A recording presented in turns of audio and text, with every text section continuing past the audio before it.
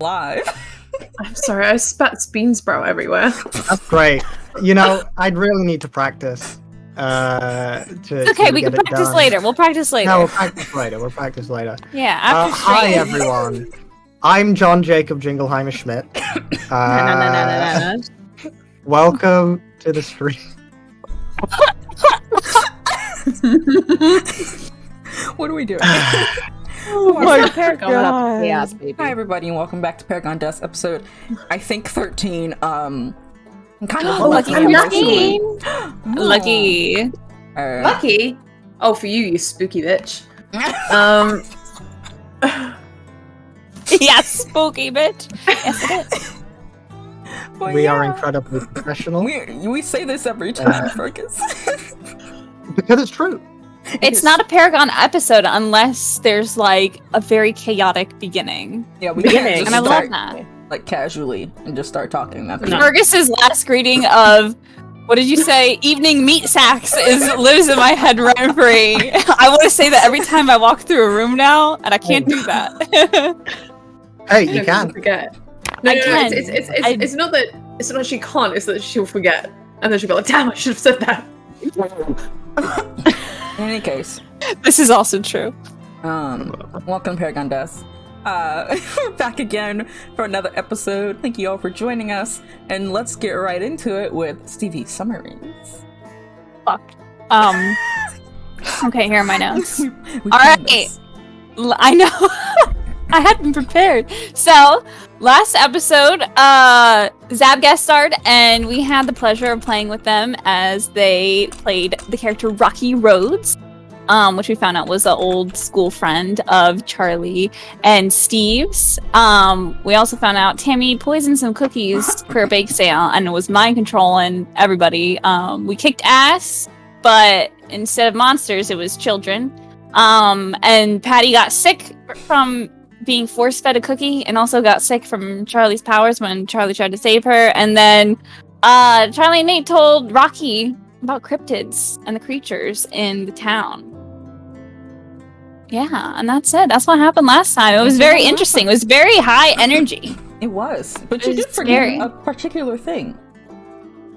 I do believe Charlie had a little event that occurred, or at the very least was going to one.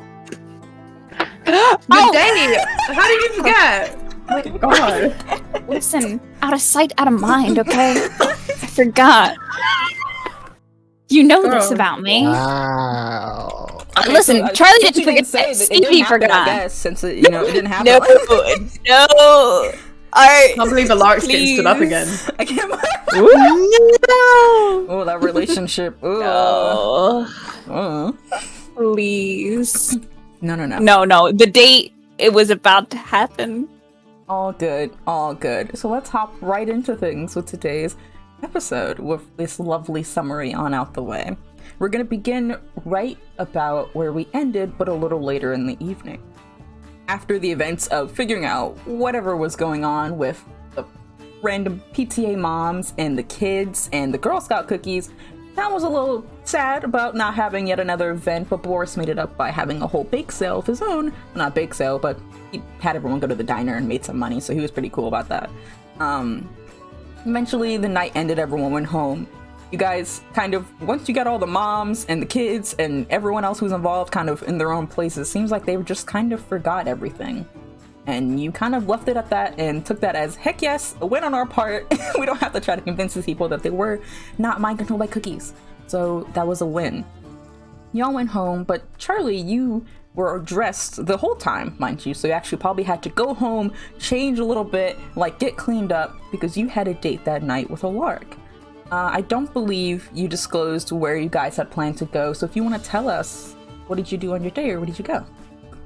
Ooh, okay. I think I remember Alark said to meet him at his shop at like 7 o'clock or 6 or 7. So Charlie probably got dressed up, met him there. I think they took a nice little walk and maybe went and had dinner. And I don't know. I know we kept talking about a movie night, so maybe they went back to Charlie's house for a movie night or his house. Who knows? So let's say add a little flavor. You guys went out first.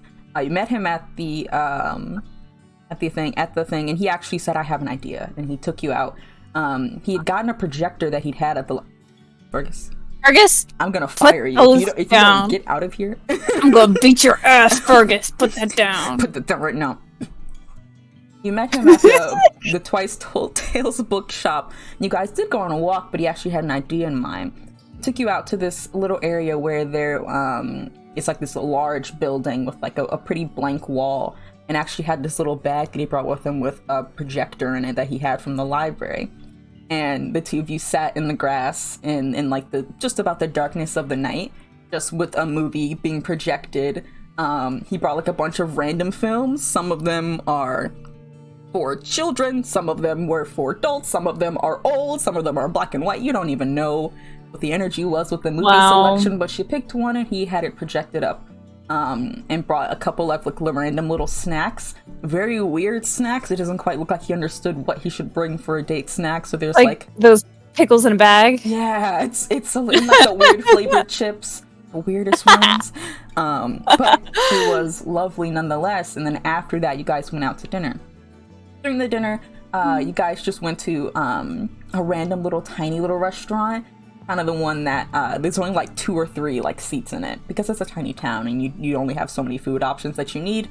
So it was a pretty, like, you guys got to sit in the corner of a cozy little place and you ate food and you chatted about everything and nothing and then some before it was getting pretty darn late. You guys were heading back to your house. You're gonna end the night there, but he was gonna walk you home.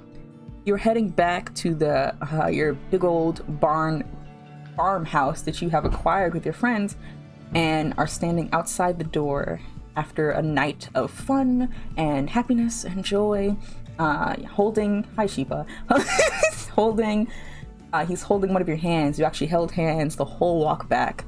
Didn't want to let you go. His hands pretty cold, a little clammy, but it's okay, you know, it's the emotion.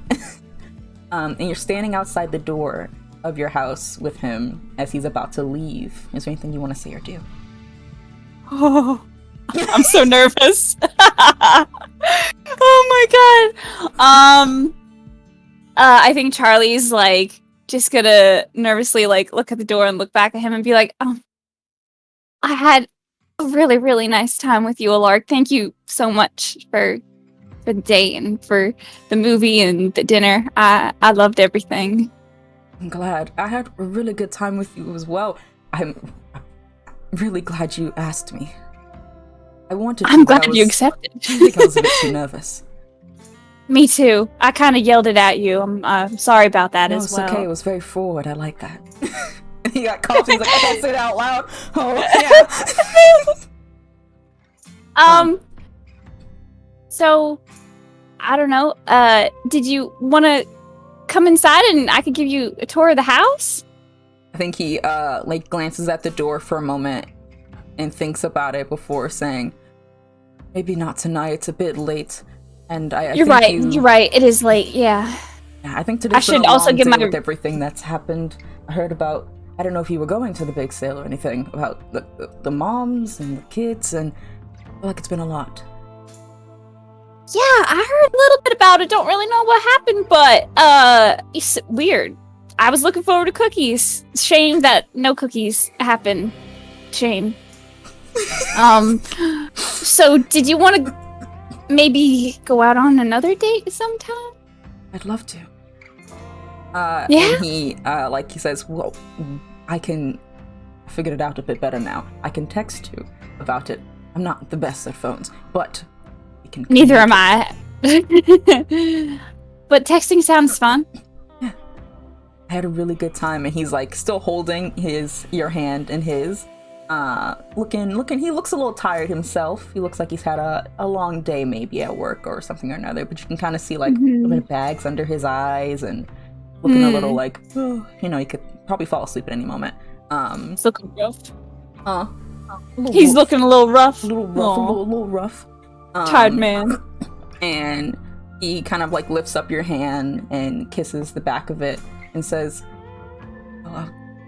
until next time then. Until next time. That'd be, yeah, wow. I think he lets Bye, go, lets go of your hand, pulls a random like little leaf out of your hair and just flicks it away before tucking it behind your ear. Says goodnight, Charlie, and he like backs away down the steps. Fumbles on the last one, but he catches himself before he walks away into the night. You almost blink and he's gone. Before you're just standing out there by yourself on the stairs of your front porch. Charlie's just gonna like watch until he goes, and then I think probably dreamily open up the door and walk inside the house and do a little dance again every Nate, time. you've been up for quite some time. It is about midnight when Charlie finally comes in. You've actually been waiting for the entire time since Charlie left the house to now sitting wherever you think Nate would be with Sock, waiting up to see when Charlie would get back. I think you've probably been talking with Sock about what's going on. If you want to tell us what you've been doing in this couple hours that you've been waiting. Nate has been recently a little bit overwhelmed by a lot of things that have been happening. He's been struggling, with the conception of morality and, the evidence between the good, the bad, the grey area and such, and where that kind of falls into line with things and the course of nature. Just small little kind of existential things. And last but not least, Alaric, and how uncomfortable he feels around him and knowing that Charlie is close with him because of all of the warning signs he has been given about him, but he doesn't know how to approach it. He doesn't have enough to approach it with her, and he's always got like a weak spot there, so he's kind of just ranting to Sock at this point, just like, look, I know she can make her own decisions and stuff, but what if her decisions are bad, but we don't realize they're bad until later? And I could have done something now and could have stopped it. You know what I mean? Sock is sitting on the other couch, like the little love seat couch. And he has got a notepad and he's materialized tiny little inky black hands. And seems to be writing on a notepad as you are talking. And looks up at you and gives a nod and then goes back to writing something. He's been doing that most of the time. Nate's just like perched up against the couch, like glass of milk in hand. He's just like, yeah, man, it's just really overwhelming. Could fully drown you out. Your own thoughts can just be like loud, and sometimes your thoughts are like opposing your other thoughts, and it's like a weird like argument between two government parties, but like none of them are listening. Doctor stares at you, blinks twice, and then just writes some more. Seems to be really taking it all in, and you're actually getting to the end of a particular rant about like it's kind of diverged into like less about your original fears and more about the grand scheme of a life and how things just don't make sense and like to conceptualize. You start talking about how much you think like hot dogs are weird and nobody ever talks about that and how that goes back to capitalism. So you've made a couple of connections tonight, and it's actually when you're on like the end of a big spiel that the door opens and you see, well, actually you probably could hear them, but you couldn't because over the talk you were ranting to Sokka enough that you couldn't hear them outside, but you see the door open and Charlie doesn't even see you at first as she does a little dance home from the date, not even seeming to recognize you at first. Hello.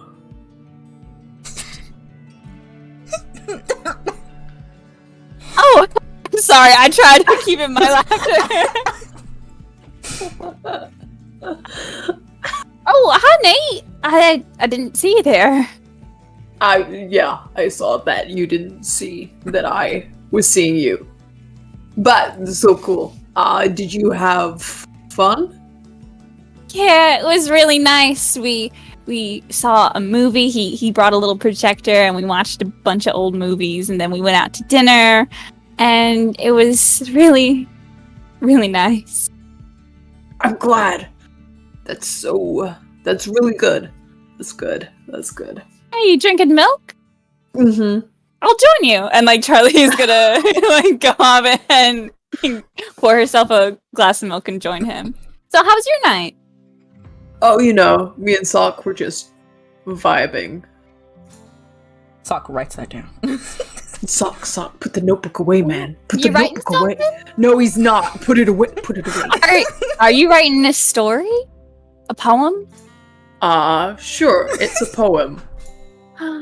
Is it finished? Could I hear it? Sock just Yes, immediately gets Sock. up to go give the notepad to Charlie. Nope. You know what? Why don't I read it out? Let me read it. Let me read this. It's The notepad is like written partially in words that you can see a few drawings of like you crying over a field of different words like capitalism and communism and morally gray and monsters and what does that mean, and then there's some words in a language you can't quite understand, but it's a whole lot about like, Nate, help? What? Oh my god. Yo, I'm hungry. What do I eat? I don't know. Where's Steve? I haven't seen him in a while. Patty?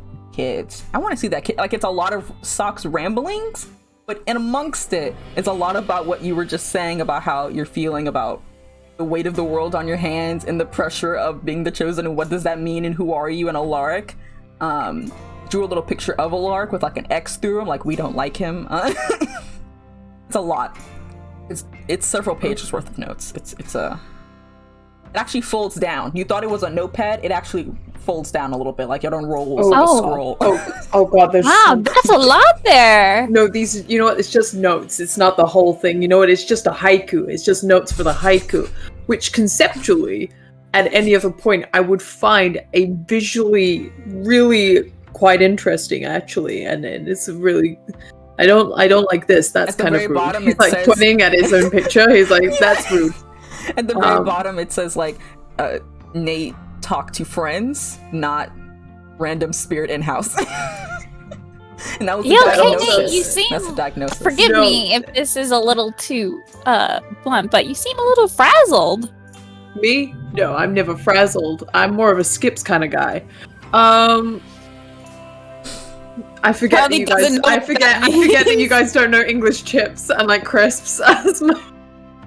Don't know that one, honey. Sorry. I'm sorry. Focus understands. It's all good. It over frazzles. No, look, I'm more of a frazzles kind of gal, but like, I think Nate is more skips because he likes the melt on the tongue texture. You disgust me. The way he muted himself right after. There was no more discussion. There was nothing else to say. That was it. That was the end. Anyway, Nate. You just seem a little anxious. Is all. Yeah. Anyway, that haiku. My name is Nate. I live in a van. Sometimes I drink milk.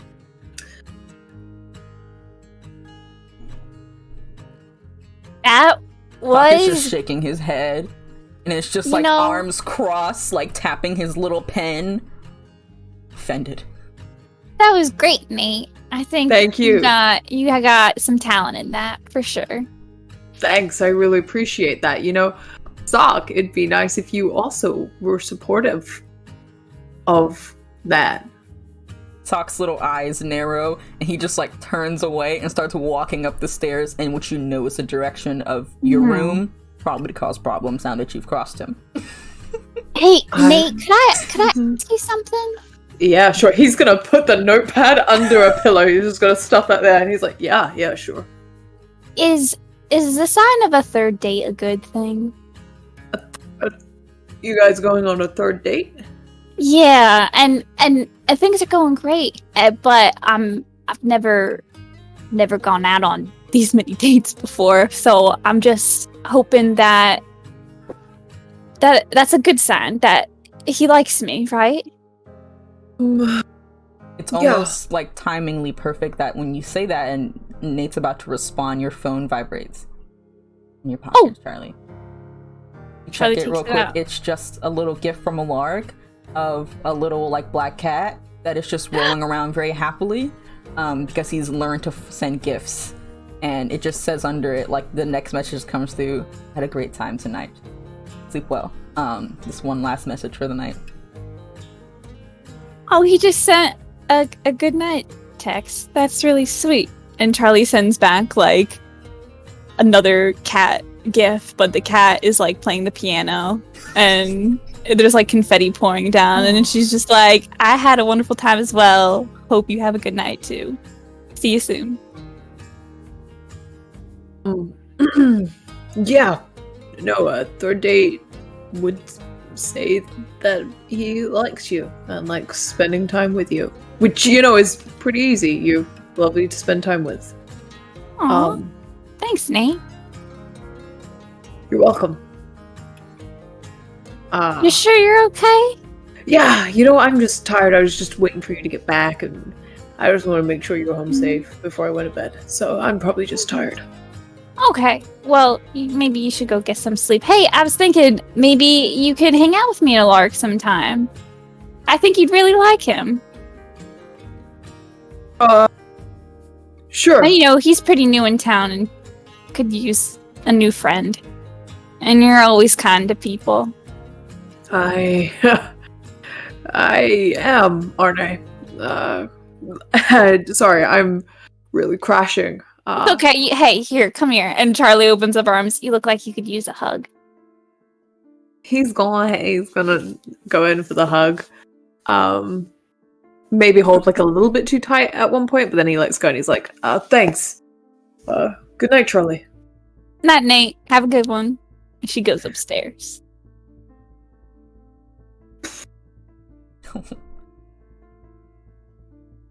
You eventually head up to your room as well, Nate, and Yeah. Sock has very conveniently turned all your shoes, like all the left ones, inside out. Don't know how he does it. How did he do that? It's it takes me so long to get those back out. It's very hard to get them on inside out. You don't know how it happens, but you get vaguely some sleep. And Charlie, you probably get really good sleep after the events of your date. Mm-hmm. And from there, we will scoot along to Patty. It's getting close to the new school year, actually. So you are getting a head start on the back-to-school shopping for the boys. Because they need to be ready to go, and you know that there's only like 2 stores in this whole town. And if you don't go first, you will be out of luck. So we have to remedy that right now. So you've actually packed up the kids. All 3 of them. Got Fiona in a little stroller or whatever means. Got the boys dressed and ready to go. And you guys are heading to the store. You get there and it's a normal time. You guys are just running around. The boys are picking up stuff that they like. They're like, I want this shirt, I want that. And you're just like, that doesn't even match, but go off, I guess. You know, it's a fine experience. And it's partially through this little shopping experience that your phone rings. Oh. But it's not your phone. In your bag, you carry a lot of stuff. You carry a lot of other kinds of things. It's actually a different phone, one that you don't use often, haven't used in a couple weeks now, you think, the last time you even made a call on it, to a very particular group of people.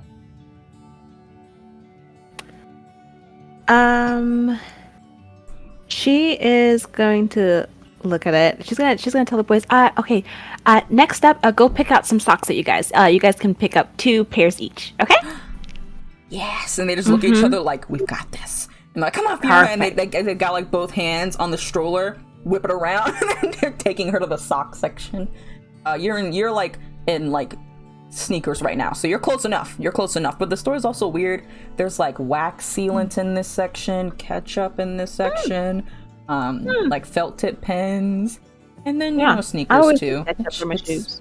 Yeah, it's cool. It's interesting. But your phone. Yeah. So she's gonna. I'm assuming. Is it a flip?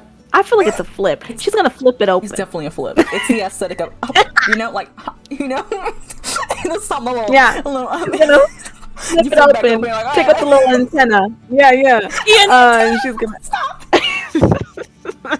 Not the antenna. This is Patty Williamson. And a familiar voice Patty, it's me. It's Phoebe. Who you called a little while ago when you had a few interesting things happening here in Driscoll to tell this information to, and were kind of almost shut down because you didn't have enough information to prove that there was something going on or something that they couldn't see. But she picked up, Patty, it's me, it's Phoebe. Hi, hey Phoebe. How are you? I came across something, and I'm gonna tell you about it. And I need you to be listening when I'm telling you this, because I really shouldn't be saying it at all, but it's really weird, and I wanted to point it out to you in case it's important. About Henry. Yeah. Oh. Yes. Yeah. What is it? Thank you so much for calling me, Phoebe. What exactly did you find? I'm really sticking my neck out for this one because it seems like someone here does not want this to be known.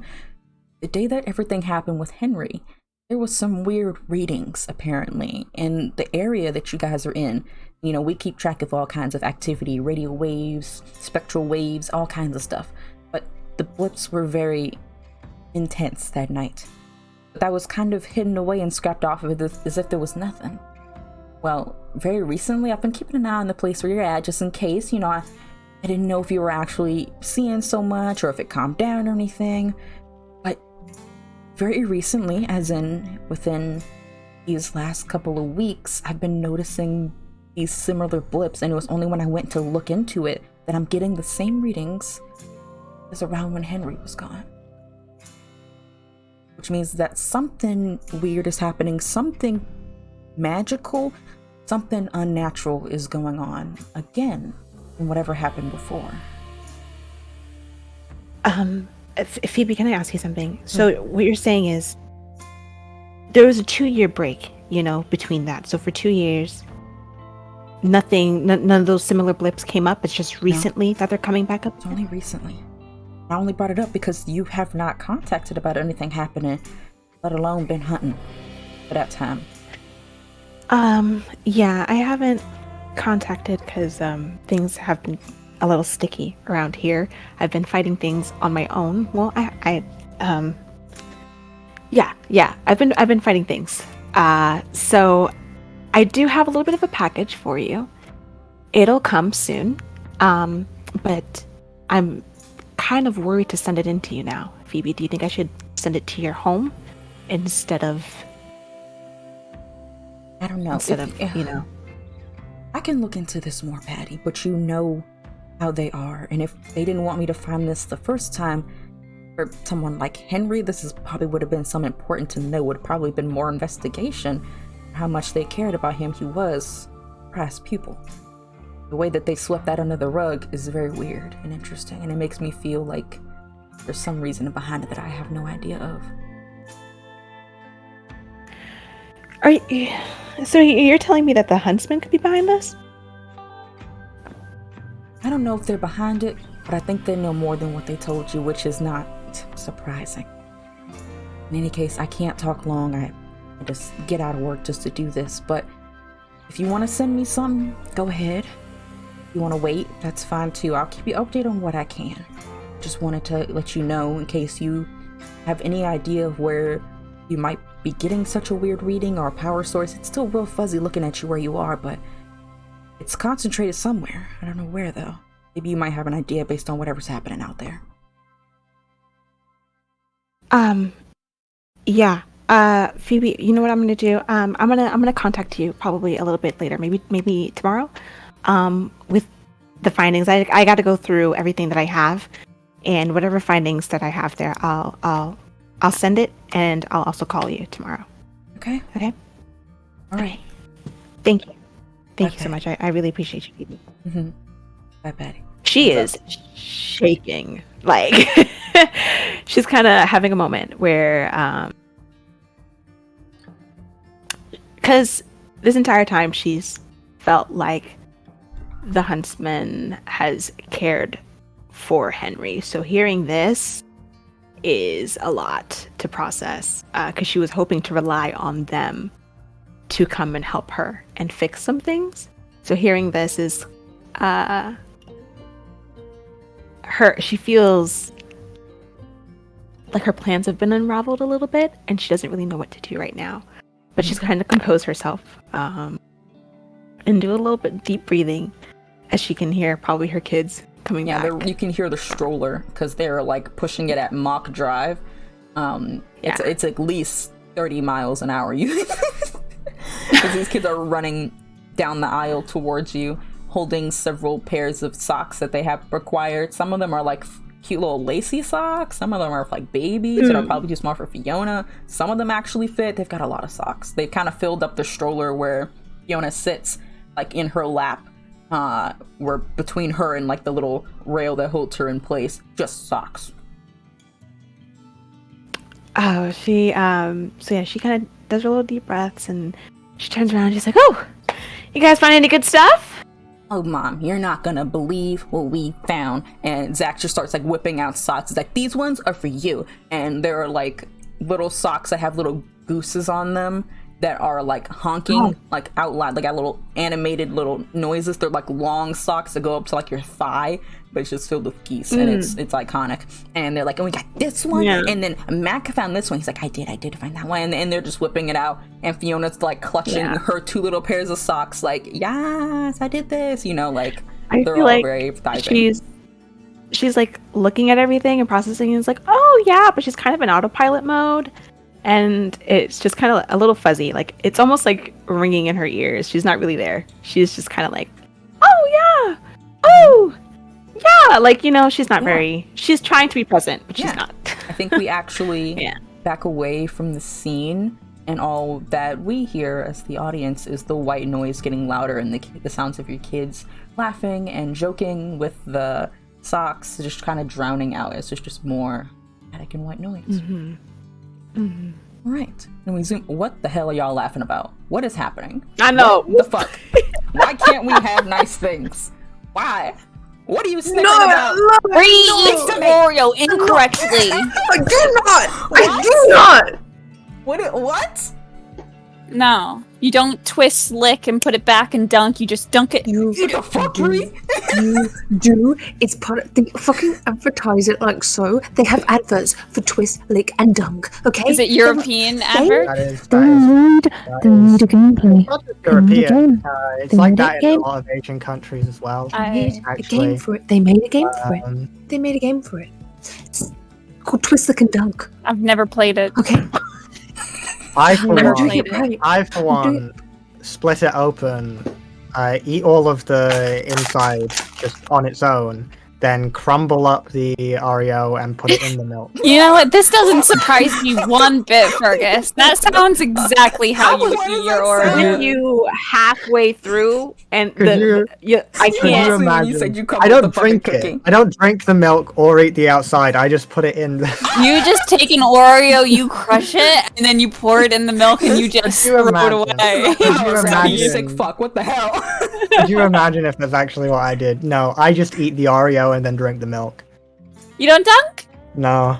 To be Sweet, what fair, do you do? I prefer to like Sweet, take a bite and then sip the milk, so that way I get the milk and the biscuit. Sweet, what's your method? Yeah. Well, I like the golden thin ones, so I eat the inside and I eat the cookie. Oh, come But then on. there's The same. the Inside. regular one. Listen, They're all the wait a same. minute. And no, and then I do the other method where I nibble and I drink a little bit of milk. This But is my if method. I'm done with my cookie and I still have milk over, I don't drink the rest of the milk. It just doesn't hit right afterwards. I'm sorry. Correct. Correct. I toss the milk. This is all Oreo milk. I take an Oreo, I stick it on a fork, and I submerge the whole thing. And then Oh yeah. I eat it. So all yeah, of the 'cause that's the cookie is normal the thing to same do. texture. Yeah. Yes, it is. Well, you do that. I do that with Girl Scout cookies. I dip the whole like the little cookie in the shortbread milk. ones. Mhm. I put the cookie in there and then I take another cookie and I once it's like Okay. soggy, I You eat it. want to know? Stevie, I You agree want to with know you. what all of Stevie, I you want to see know you. what all of Right. that sounds like? That sounds like neurodivergency. Worm. That Art. doesn't sound Worm. like the official way to eat a It fucking sounds like the most Oreo. efficient way if you're asking me. We're You doing know the what? most Ray, nonsense you make it about a whole process. You're like, Yeah, let me pull it you gotta apart. pull it, I like, I just let eat me the put it back cookie. together. Eat the cookie. It's an experience. Eat the fucking cookie, Reed. Don't be a coward. Eat the fucking cookies. Eat the fucking cookie. I won't eat the cookie because it's not a cookie. It's a biscuit. Okay, we gotta move on before we go on we're the leaving versus the cookie talk. Everyone, get out. We gotta go. Anyway, we are scooting along. This is over the course of the following week, by the way. So, Patty, this happened a couple days after the Girl Scout incident. We took the kids out, and you're like, okay, I think everything's calmed down now. Or the moms seem like they're not possessed by cookies. So, you know, that's cool. And then Triggered by the word cookie. You're just triggered by it. Oh god. Oh god. So we're actually gonna do a little bit ahead. Steve, you are heading into work on a normal Monday, just a basic Monday, going through the motions of your job as a junior accountant at the Big Money No Worries Accounting. Sick leave over. Sick leave over, yes. Over. Actually, the night before on Sunday, you got Bobber back to his home. Helped him back over. He's mostly okay. Every time you get off of work, you go check in on him, make sure he's good, took his meds and everything. But he's mostly just kind of relaxing, recovering, but he's not as badly needs to be in the house anymore. So it's good that he can actually be in the comfort of his own home, and you go check on him. So this is actually your first day, like, being fully back at work. You came in a few other days to do some stuff, but this is like a full first, I'm here all day kind of thing. And you're actually been called into the meeting room with your coworker Larry, who recently got a promotion. Before he was senior accountant, and now you don't quite know what his title is now, but he is in charge of something. You don't really know how it works because you're still trying to get just accountant, so you don't quite perceive the rest. But he recently got promoted, so he's calling you in on a meeting one day. He's your too happy coworker, and when you come inside the room to sit down with him, he's got like a cup of coffee, got another one for you, and he's like, ha! Hey, Steve, are you ready to have a nice little meeting about your place of work? Sure. Larry, do you mind if I eat? Go for it, go on and sit down, sit down, yeah, Okay. yeah. Take the seat, pulls out What do you bring? a little, like, tissue, like some pocket tissues, places them to, like, get any crumbs and stuff. Gets the coffee, takes out a knife, and then takes out an Oreo. He's gonna open it and scrape the inside out onto the tissue, and then just eat the outside. Drink some of the coffee, and then gather the tissue up with the inside still in it and throw it out. All right, there's a lot to unpack there, and I really don't care to do so. We're here to discuss your job. Steve, you've been out of work for a couple of days. We see you've been coming back in here, and we are very happy that you've returned to us. We know that you had a lot of stuff going on with your family, which is totally a-okay. Don't even worry about it. It's all good. But we kind of want to talk to you about something that we're trying to do. You've been with us for how long now, Steve? A couple of years, right? Yeah, I think this is coming up on my fourth. Yes, 4 years of hard work, dedicated labor. We're actually here to offer you a promotion. We're looking, since I moved up, we need someone else to kind of move up in the ranks and help us. We need someone who's experienced in the job, and you fill that quota, Steve Lanky. That's great to hear. So I'd be an accountant? Yes, you'd be an accountant. And then eventually, very soon, hopefully, if your work improves and proves to be great for the company, you will become a senior accountant.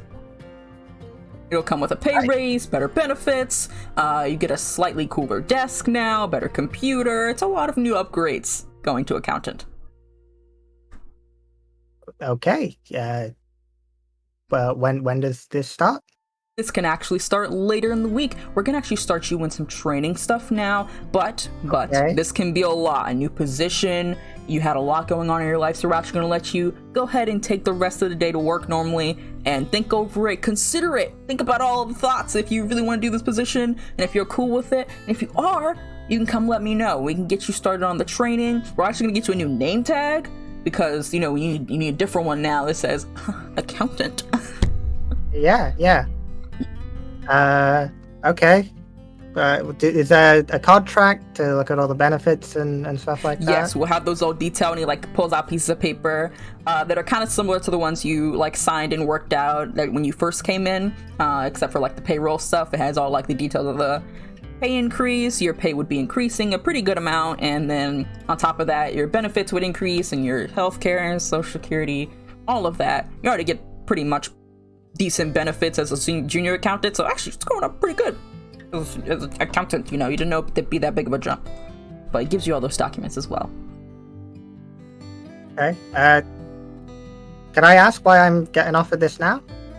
Well, we noticed that since I was being promoted, our boss has been trying to get things rolling around here. We need people who are forward thinking. We need people who are innovative and who have been here a long time and know the company. And you're very intelligent, and we don't know why we haven't promoted you in the past, but I think honestly you should have been promoted. But that was my question. I look at everyone else who came around the same time as me, and they're already senior, most of them. So I was just a little. Yeah, that was very much neglect. Then again, I don't make the big calls on that actually. At least back then, for I was just a regular accountant. But now, I'm glad to present to you, buddy, my friend, my co-worker, that you are getting the promotion. If you choose to accept it. Well, yes, I'll have to look it over and think about it, but thank you. Of course. You take your time and you think about it. He's like, grabs your hands and it's like holding them. And he's like, you take all the time that you need and you come let us know so that we know that you are going to be a happy employee. Mm-hmm. The big money is no worries accounting. Yep. And he like I lets will be go. Very happy. He like lets go of you, and it's just like perfect. Okay, and that's basically it for the meeting, guys. I just want to give you time to like think it over, and then when you come back, whether you choose to decline or accept the position, we can talk more about the details and get a lot of paperwork going through. All right. Just gonna get up and. Are you gonna take the cookie? I'll get rid of it. Yep. Why did you do that? It's just how I eat. Okay. You have a good day, Mr. Lanky. Yeah, you too. Right before he leaves, though, he's going to turn around and just say, just a question. I've been thinking about getting a tattoo, maybe. Is that a problem at all? If I were to get one? I don't think so, as long as it's not like somewhere entirely visible. We want to keep things as professional as possible. Ideally not in the face, like neck region where you can't like hide it with a collar, just in case you want to look a little more spruced up for some clientele. Do any other accountants here have tattoos? Like in good, like maybe I have an idea for where to put it so I can hide it. I think a few of the other senior accountants do. They've been here for so long that they're just kind of allowed. They have like Jim's got one on his leg, and Patricia's got one on like back of her arm, and then Kelly has one. Like he's just listing off random people, and it's like 5 or 6 of them who happen to have. Are they all like higher up? They're all like higher up or like above you. Like they're not accountant or junior accountant. They're the senior accountant or up. You've actually probably never seen like half those people. Then again, you don't mingle much. Keep that in mind. Thank you. No problem. You go ahead and enjoy the rest of your workday, and we will see you tomorrow. Bye. You head on out, taking one last look at Larry before you exit the room. As he does, he's going to kind of sigh and like get on his phone and open up his notes app where he has a to-do list. Yeah, okay. Number 1 is meditation ? Number 2 is talk to Charlie. Number 3 is talk to Patty. And number 4 is quit job, but he's going to put a question mark next to it. And then go back to his desk. Okay. From there, you just go back to your desk like normal and continue on with your workday. And everything is normal as it goes. It's actually... Let me prove my notes.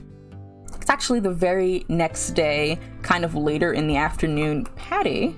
one moment. Patty, you are heading to... Yo, hold on. Music. Too sad. Get out. Go away. No, not quite. Sure, that's fine. Patty, you're actually heading to the Aurora Diner. You're heading there early because it's Tuesday, and that is Team Building Tuesday, as you guys have decided, is when you all meet at the Aurora Diner for dinner, talk about team building, and how you're going to go about your day. You're a little bit frazzled from the last time that you had a little bit of a little frazzled from their call that you had just a few days ago. You've been kind of mulling it over, occasionally talking with Phoebe, but haven't quite made a decision on what you're going to do with the things that you collected. But the kids are off at Daniel's Daring Daycare. They're having a bit of a slumber party bash thing where they're going to do stunts and eat popcorn, so that sounded safe enough. And you're heading over to the Aurora Diner, going to like a familiar table. You're there ahead of everyone else because you've just been zooming around lately and the kids are gone anyway. And you're actually chatting up with Boris. Names. Why did I pick so many B names? You're chatting. Yeah, Bobbert just rolled up. He's just there. What's up? What's up, Bobbert? You look better. You're actually chatting with Boris, the two of you kind of sitting at a table, because you come in every Tuesday. He knows he's like got the food starting ready to go and everything. Yeah. And he's just sitting, like leaning on, like not sitting. I think he's probably standing because he's probably working. So he's like leaning on like the back of one of the chairs next to you. And it's just like, how you've been? I feel like we haven't talked in forever. I know. Life just kind of catches up with you, you know. Been trying to take care of the kids, keep the house together, keep life together. But how have you been? Good as I can be. Good. Business was cool because of the bake sale fiasco. So that's nice. Yeah. I was supposed to help out with that, but the cookies never came. Yeah, I heard there was a whole thing with the cookies and the moms and a confusion with the kind. It was like a whole mix-up, apparently. Yeah. I think some people were a little sick. Maybe there was just, you get kids making cookies. They play in dirt. You never know what kind of I stuff. always thought it was weird that a bunch of kids were making all the cookies. I don't know. I thought it was like the moms. Right. I thought it was. I thought, I don't know. I barely personally, trust I thought Alice we're in the kitchen. Company. I thought we were gonna buy them. I'm pretty sure Girl Scouts like normally buy them. I barely trust Alice in the kitchen, and she's 14. Yeah. Right. Who Alice knows if behind the counter is just there. like, I feel like you're talking about me. Hi, Alice. Alice just like looks at you, looks at Boris, and then just quickly looks away. Immediately, he's just like, she's been interesting lately. Yeah. Seems like a lot of things have been interesting lately. Yeah? How so? I just mean like the town. It feels like everything is. Ooh, we're getting a lot of excitement. Everything was like pretty calm, and now it's like random events happening all the time or not happening, and then weird stuff like the whole thing with Bobber is going to do a thing, and yeah, it never stops. It feels like it never stops. I think always something else popping up, but that's parent life, I think. She wants to try and open up. She wants to try and open up so bad, but she's like, I'm not gonna rope this man into the shit I have going on in my life. But she's like on the cusp of like, yeah, life is a lot right now. He's just like, but it's fine. Like that's what I signed up for. Everything is great. Like this is the life of being a parent. You don't sound very fine. The way you said that came off actually is not fine at all. It actually. Are you okay, Patty? I have it all together. No, I have it all. She's like, I think she's holding napkins, and they're kind of shaking. But she hasn't even, and her hands are on the table. No, I'm fine. I'm perfectly fine. I don't know what you. And you just look down, and it seems like your knuckles white over the over the napkins, and he's just like slowly reaching out, like, Patty, are you okay? You know it's okay to not be fine. Remember, we've talked about this when everything happened a couple years ago. It's okay to not be fine. If I'm not fine, who keeps it together, Boris? Well, you gotta have people to lean on. You gotta talk about it, Patty. You can't just continue to not be fine. You know what happens when you continue to not be fine. It just gets worse. Of course. I don't... I know what you told me a little while ago, but I don't really have the time nowadays to check in and make sure I'm fine. I got a lot of people relying on me. I got my kids. I got the house to keep in order. I got myself. I have other people who are dependent on me. People who I thought I could depend on. I don't think I can anymore. It's just... It's a lot going on right now. But I gotta keep pushing through. Because there's not really a choice right now, you know? I think he like goes from leaning on the chair to just sitting down next to you. He's got like one arm on the back of the chair, just like, I understand. It's like you've got to do everything. I know it feels like you don't have a choice. I don't claim to know all that you do, Patty. You might not have a choice, but is it really, really worth it if you just keep on burning and one day can't burn anymore? You know, if it keeps others safe, it might be. I don't think so. You can ask for help. I'm here. I mean, Alice is 14. Patty, you know, I'm always here to help with the kids. Always. Yeah, Charlie, great at babysitting. If you just need time for yourself sometimes. You gotta take that time. You need to take that time. You can't just wait for that time to come to you. You can't be everyone's crutch. You can't. You're only human, Patty. We're all only human. Yeah. You know, Boris. She's thinking. She. Oh, okay. This is gonna sound like a lot, Boris. But you know, as a woman going around town yourself, you never know what can happen. Dangerous things happen to people all the time, and this is just me, just speaking. You know, but if anything were to happen to me, could you watch my boys, Fiona? I think he just like pauses for a moment and looks at you. Is like you get the feeling like the first thing he wants to say is like nothing's gonna happen to you. Like, don't say that. And he kind of pauses, because all those years ago, only 2 now rolling up to, he understood what it meant to lose someone who you did think you'd lose, as he became a single father to Alice.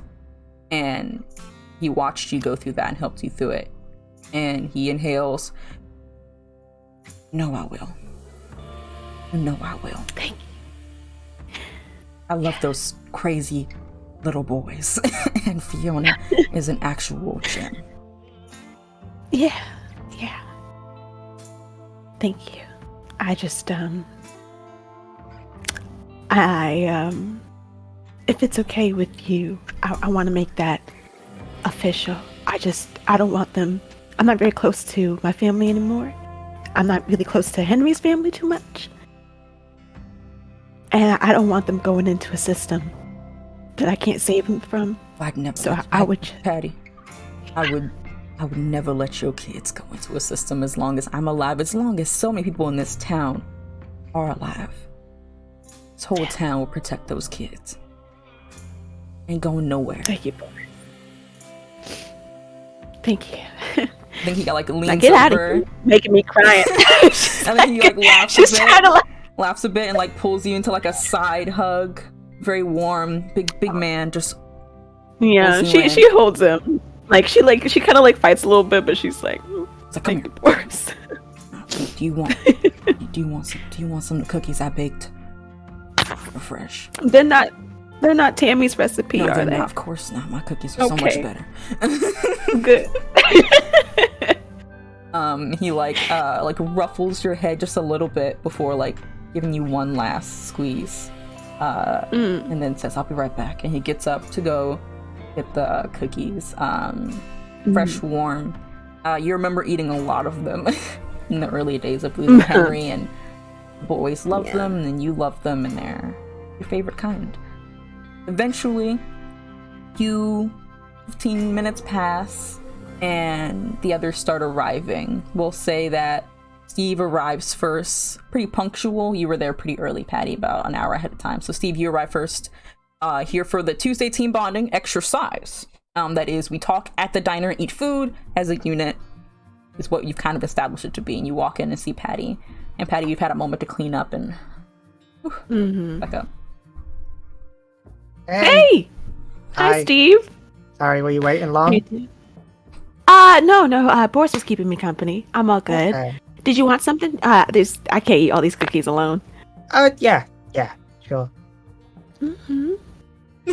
So how you been? Bit alright. Yeah.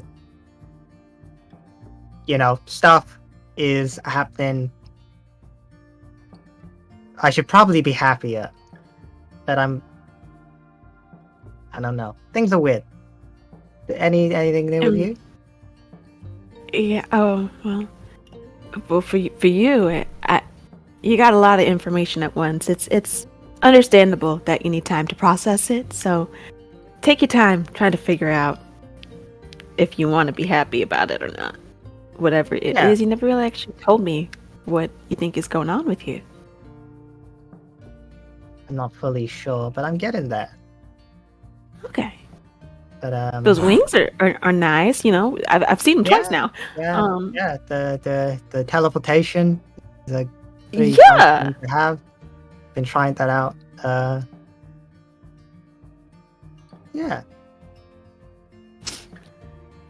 Well, I'm good. The kids are at daycare. I'm just excited to get this exercise going. Okay. You say that as you can hear the sound of Nate's van coming over the horizon with Nate and Charlie in tow. The two of you, look like that kid. You can hear them from afar. 5 minutes out, you can hear them too rolling up. They should be here in 5 minutes or so. Yeah. It's on the dot, like exactly 5 minutes from when you can hear it. Nate and Charlie, you pull up in the parking lot. That checks out.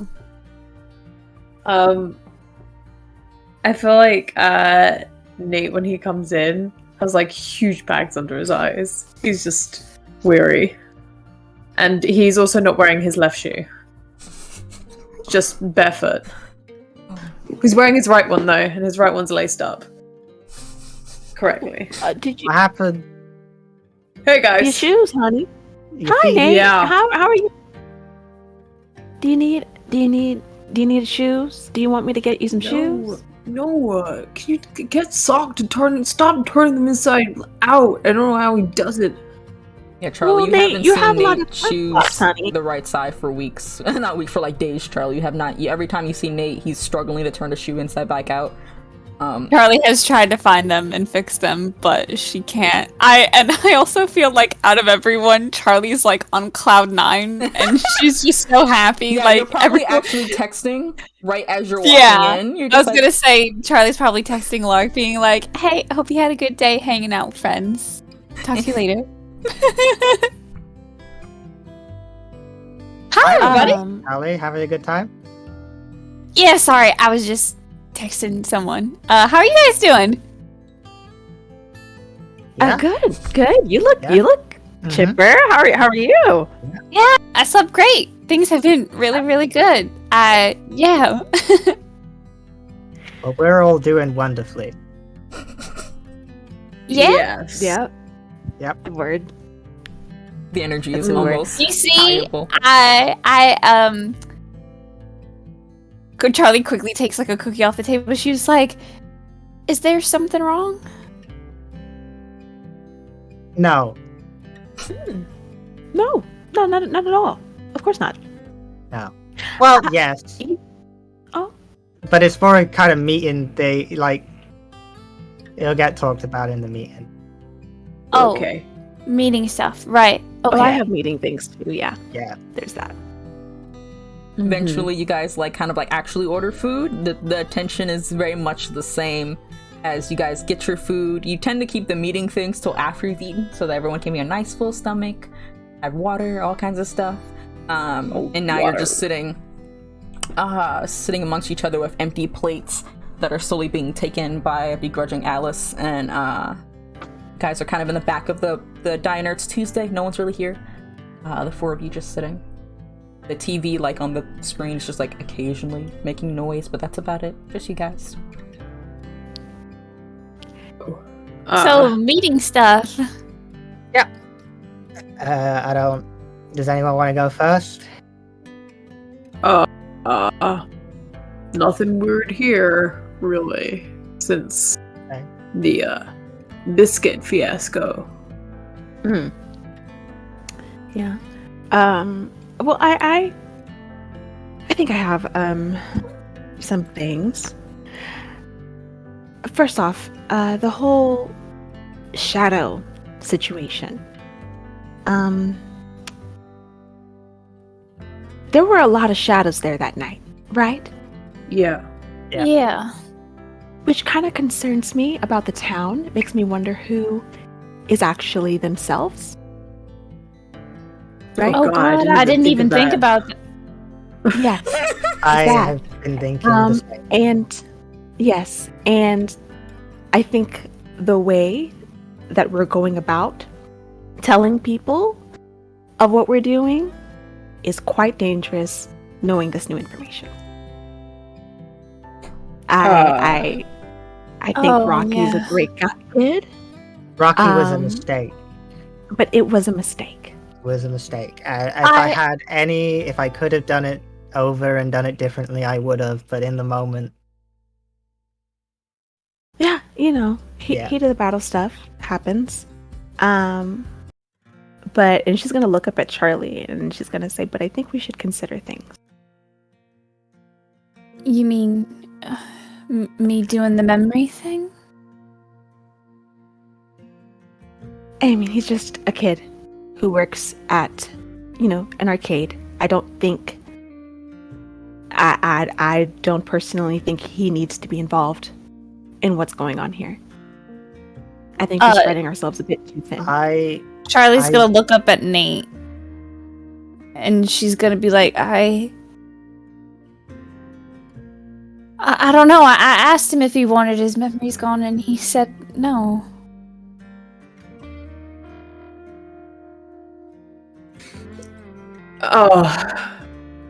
There has to be a manner of consent here. I understand what you're saying about the shadow people. I don't think Rocky is someone we need to be suspicious of. And we asked him not to tell people about it. He's a good kid, and I don't think there's any harm in him knowing that there is more to this world than just what's expected of him. He's a good kid, which is why I don't think he should know. I think there's dangerous things out there. Just interject, yeah. Sure. As much as I would like to go back and change things, what happened, and I don't think we can look at these memory powers as some magic reset button, even if they consent.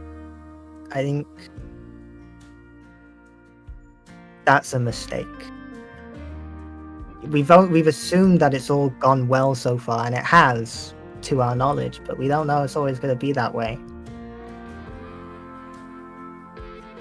Seems right. Maybe, it's a useful tool to use sometimes, but I haven't practiced enough with seeing the lasting results and if they last or not.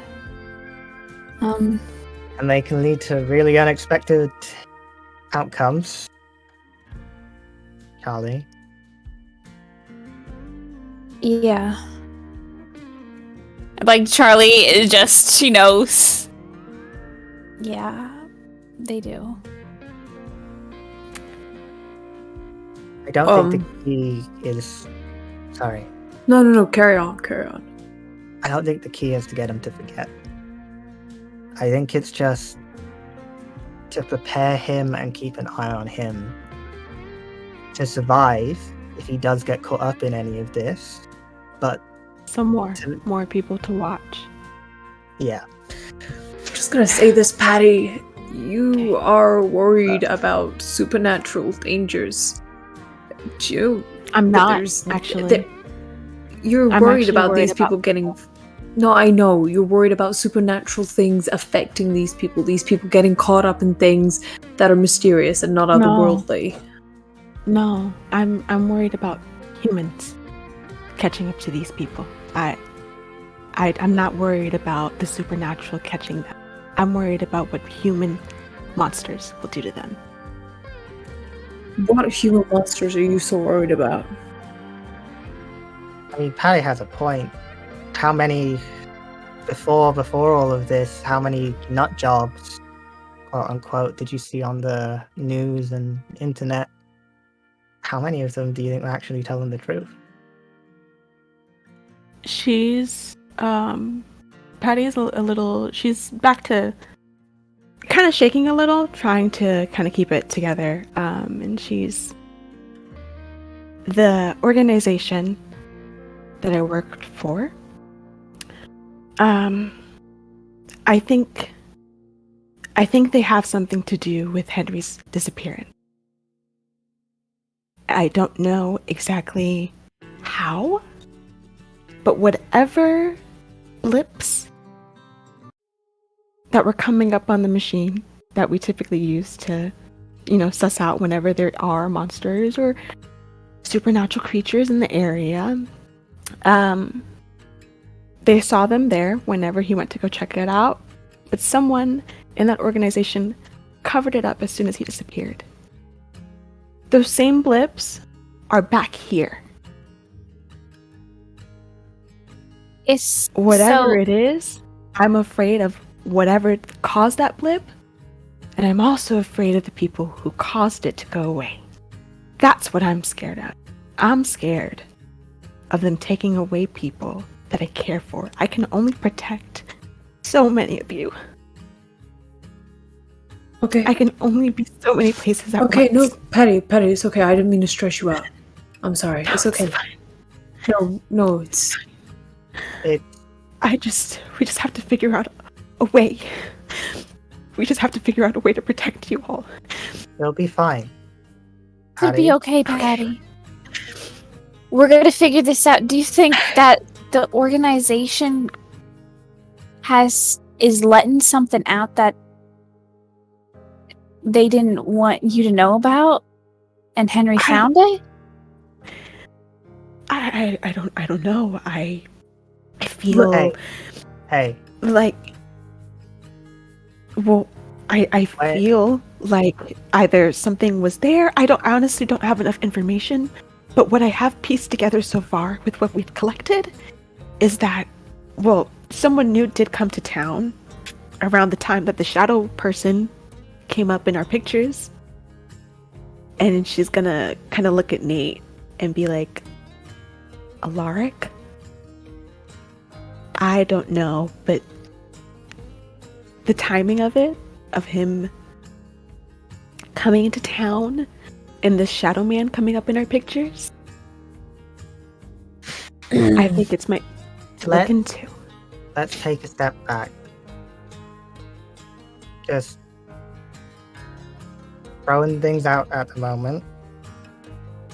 Stuff I wanted to bring up that might be related.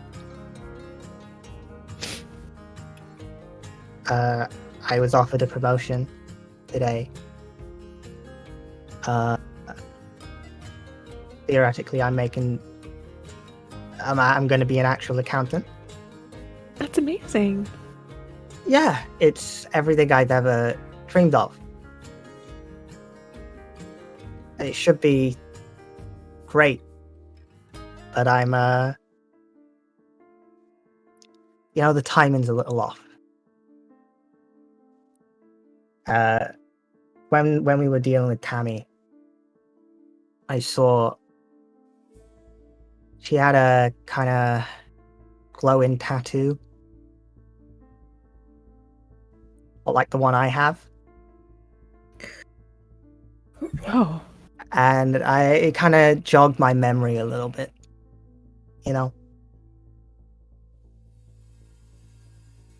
The night I got it was the night after I met my boss for the first time. I was snooping around in the agency, not the firm, and first time ever I met the boss herself, the lady in charge of everything. And it was very strange, but I just went to sleep and I woke up and this was that. Mm. And I know Tammy goes to the firm for her accounting and stuff. They have all her information. Hmm. So, much as I hate to say it, it's very suspicious timing. I've just come back from a week and a half stint of sick leave, and then they choose to give me a promotion. After 4 years of watching everyone else around me get promoted and me just stuck. I don't know. And you produce better than the people who've been promoted too. Oh, my numbers were great. I had more overtime than anyone.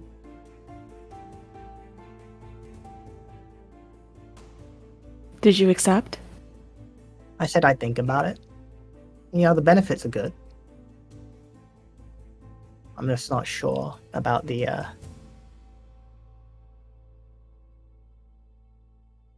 just not sure about the firm anymore. Yeah. That sounds like a dangerous place. It sounds like your boss, her appearance, and then the appearance of your tattoo. And you said that Tammy goes there, and then she had a tattoo. I mean, it sounds like she's the one who's making trouble, not not Alaric. It's an assumption. And I mean, listen. We should just go forward with this information and make no judgments yet because we don't have enough. I have more. Okay? I didn't want to bring this up, Charlie, until I had more to go on, but there is something not right about Alaric. Cole, he was looking at Alaric. And I don't mean just looking at him, I mean like when Alaric was around us, he didn't take his eyes off of him. Staring at him non-stop. And then the book, Colin, he mentioned being wary of him. really? Yeah. In his weird cryptic way. The timing. That's suspicious. Alaric has been But nothing but nice to me. I know. It's why I didn't want to say anything, but God. You're telling me that Alaric could be this monster, this dangerous person No. that's causing everything weird to happen in town? No, Listen. we're not saying that. But you think it. it's suspicious. And what we can glean is that Alaric is potentially in this world of this other world that we're part of.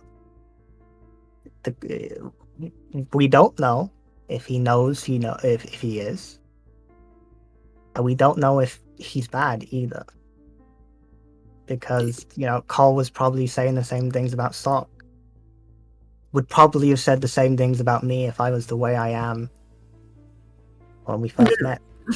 No, I don't think so. Cole doesn't work like that. He doesn't tell me what's morally good and evil. He actually doesn't really understand the concept of what is good or evil. It's just what is against nature and what isn't. But he wouldn't tell. No, he wouldn't tell me about Alaric. There was It's just the way he looked at him that made me worried. He's someone to investigate, but we can't come to any conclusions and we can't make any judgments right now. All we have Does he are ask you? ideas. Does he ask Sorry. you anything about us, Charlie? Any information he tries to grab from you? No. He never asks. We just talk about nice things, nothing ever relating back to monsters or cryptids or anything like that. He's not bad.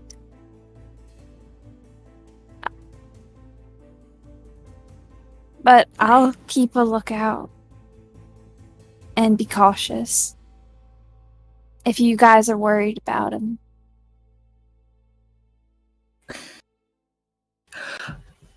I want you to know, Charlie, it's not. I don't want you to. We don't want you to be not happy. I know you've been having fun with him, and that's great. But yeah, please keep an eye on him. Okay. We have things to investigate. Is that everything? Yeah, sure. Yeah. We have things to investigate on a number of different levels. But no one's saying anyone's good or bad yet. We just need to learn more. Sounds like a plan then. Yeah. Well, I think that's the meeting. Yeah. Say this as you all have been having this conversation in almost hushed tones in the back of the diner that's in mostly quiet, a few old people or Boris or Alice mulling about, but no one seeming to notice you or care for what you're discussing. The TV that is constantly playing the most random of channels, from Hallmark movies to the news, actually on the news today. Something that none of you have seen about today, between working, anxiety, and just generally not having time to check in on what's going on. Or at the very least, this seems to be a very recent broadcast. The news anchor comes on and says how there's been a series of grave robbings. Bodies leaving the grave, almost as if it was some form of apocalypse. And she encourages getting a statement from Sheriff Bailey Brooks that everyone is to stay in tonight. And when the street lights are on, that we prefer everyone stay in their house, just so that they can have time and the energy to investigate. And if anyone has any information, please come forth and call etc. number here. That is another thing to add to the list. And with that, we're going to go on an art break. So we'll be back in 10 minutes time. Everyone go get a snack, go get some water, think about, I don't know, how you're doing today. We'll be back in a bit. So, see you in a bit.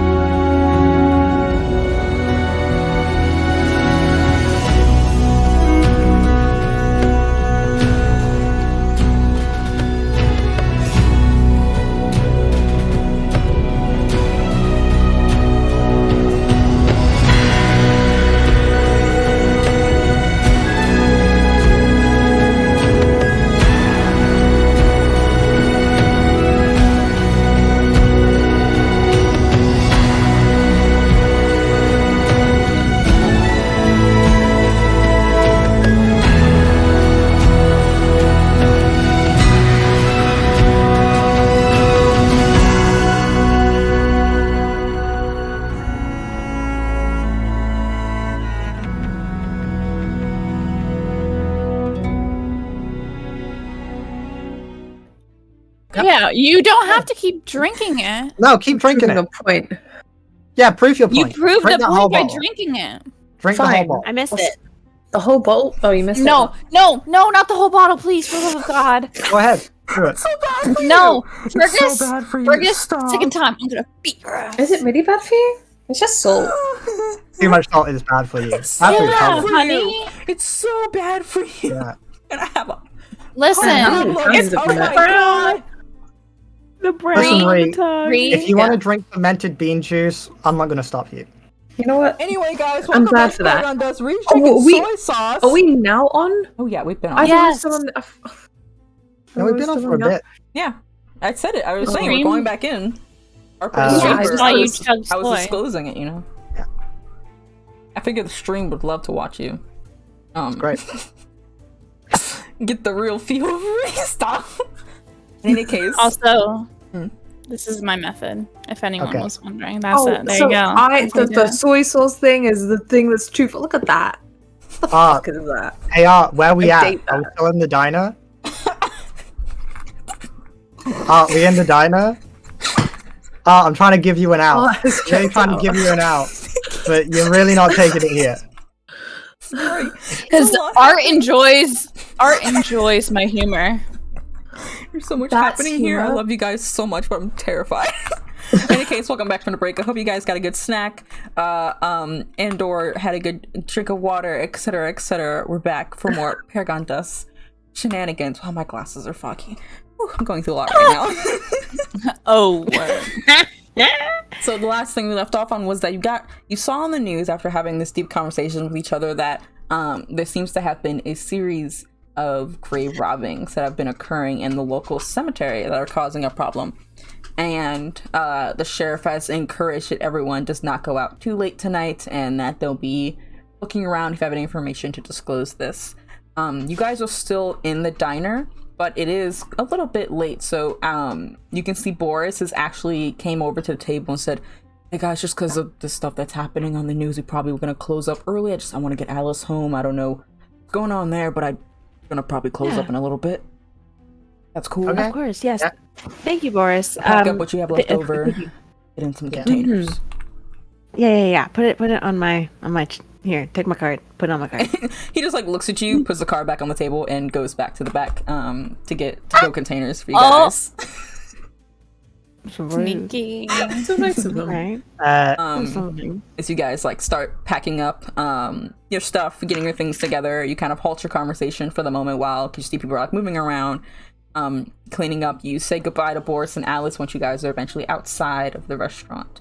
The four of you now just kind of perched outside of Nate's van with each other as it is slowly getting a bit darker outside, and everyone around you is kind of heading home for the night. Are all of the shops entirely closed? They're not entirely closed. Everyone's just kind of like either it's later in the afternoon anyway. You guys came for dinner, and most things close in tiny towns at like 5 or 6 anyway. And Boris was just heading out early because normally diners stay open super late. So there's still a little bit of time. A little bit of time. So weird question. I kind of want to get some new clothes. Hey, this is like a very okay. weird time to bring it up, I know, but I have one outfit, Yeah. you know, and I feel yeah. like I should diversify. Mhm. You should. I think you look just- great I in just- plaid. Oh. Sure, I- Some I'll give old it. jumpers that you can have. They have been chewed on by moths. Okay, I was more thinking I was gonna go buy some. Oh, We're gonna buy you some Uh, clothes. Yeah. Right? Yeah. Have you thought about khakis? I haven't, but I can start. You own Okay. What? Do you own denim? Like a jean jacket or No, jean I pants? I have one outfit. I don't have You look one. like a I don't have denim one on outfit denim outfit. type of guy. I have multiple outfits, Oh. but they're all the same. Yes. quickly, My while wardrobe they're is my button-up discussing- shirt and tie and all that. While they're discussing their wardrobe, can I roll for Destiny's Plaything? Yeah, go for it. Yeah. Yeah, do that while we're talking about plaid and denim. You have a life-altering vision while they're talking about denim. You do that. Yeah, so I thought it was a good time. I got 7. No, wait. Oh, did you add? Did you add? Did you A little add? plus. I got 9. It makes no difference. Oh. I got 9. No, it does not make a difference. But so you get a vague hint on your mystery. Okay.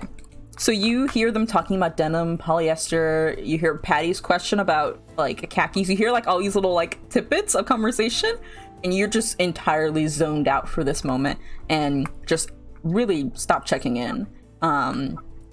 You go away from your body in the way that you do in every time you have a vision. This one felt a bit more jarring. You're actually moving. It feels kind of like you're settling into whatever you're about to see, and then you feel yourself be jerked as if you are being shifted away from where you're supposed to be, as if your body was a rag doll pulled to the side by some force. And you are standing in the middle of the forest in this clearing, similar to one that you've been in every so often in your times of getting either whisked away or walking into the area of the forest where you know you have to ask to enter. And you're just standing there alone for a moment before you hear rustling, and you look over and you see the hooded figure, the mage or wizard or whoever they may be that you have seen time and time again now, begins walking towards you, face entirely shrouded in this hood, roughly your height, if not a little bit smaller in stature, but entirely hooded, as they are stepping out of the street towards you, but they don't say anything. Hey, am I here on my head? It's just like, What? Is this a head thing? Or is this its a body head sort thing? of like tilts, and you feel like you're here, but not. Like it feels like your form is not quite. You look down, you're almost a little bit transparent, but not quite, as if you weren't really here. Your feet don't make divots in the grass. Head thing. Can you see me? Or perceive me? It just tilts the head at you. Or can you perceive me but not hear me but not see? Like raise a hand if you can see me or something. Like a sign. You hear a voice, and it doesn't sound like anything. It doesn't sound like feminine, masculine, no accent, nothing, just a voice saying, "What are you saying right now? Like what are you even what? What are you saying what to me? I'm saying what to you. I don't know, I like disassociated for a hot second. Now I'm here in this like Fey area. But like I shouldn't be here because I didn't ask permission before being here. But what are you doing here? Who are you even? It's none of your business. How are you even seeing me? Whoa. Because I can. Okay. Okay. You act, you're really doing this aloof, like, edgy thing here. I appreciate it. It's a good genre for you, and the black suits you with, the whole mysterious thing. However, you helped us before, me and my friends, with the Chimera. No. Correction, I helped me. You just happen to also need my help. Okay. So, why did you help? Because I needed to get that problem solved. What part of me helping me doesn't ring a bell? No, because you are here because you have a question and you asked. I need you to ask that question. You left a note.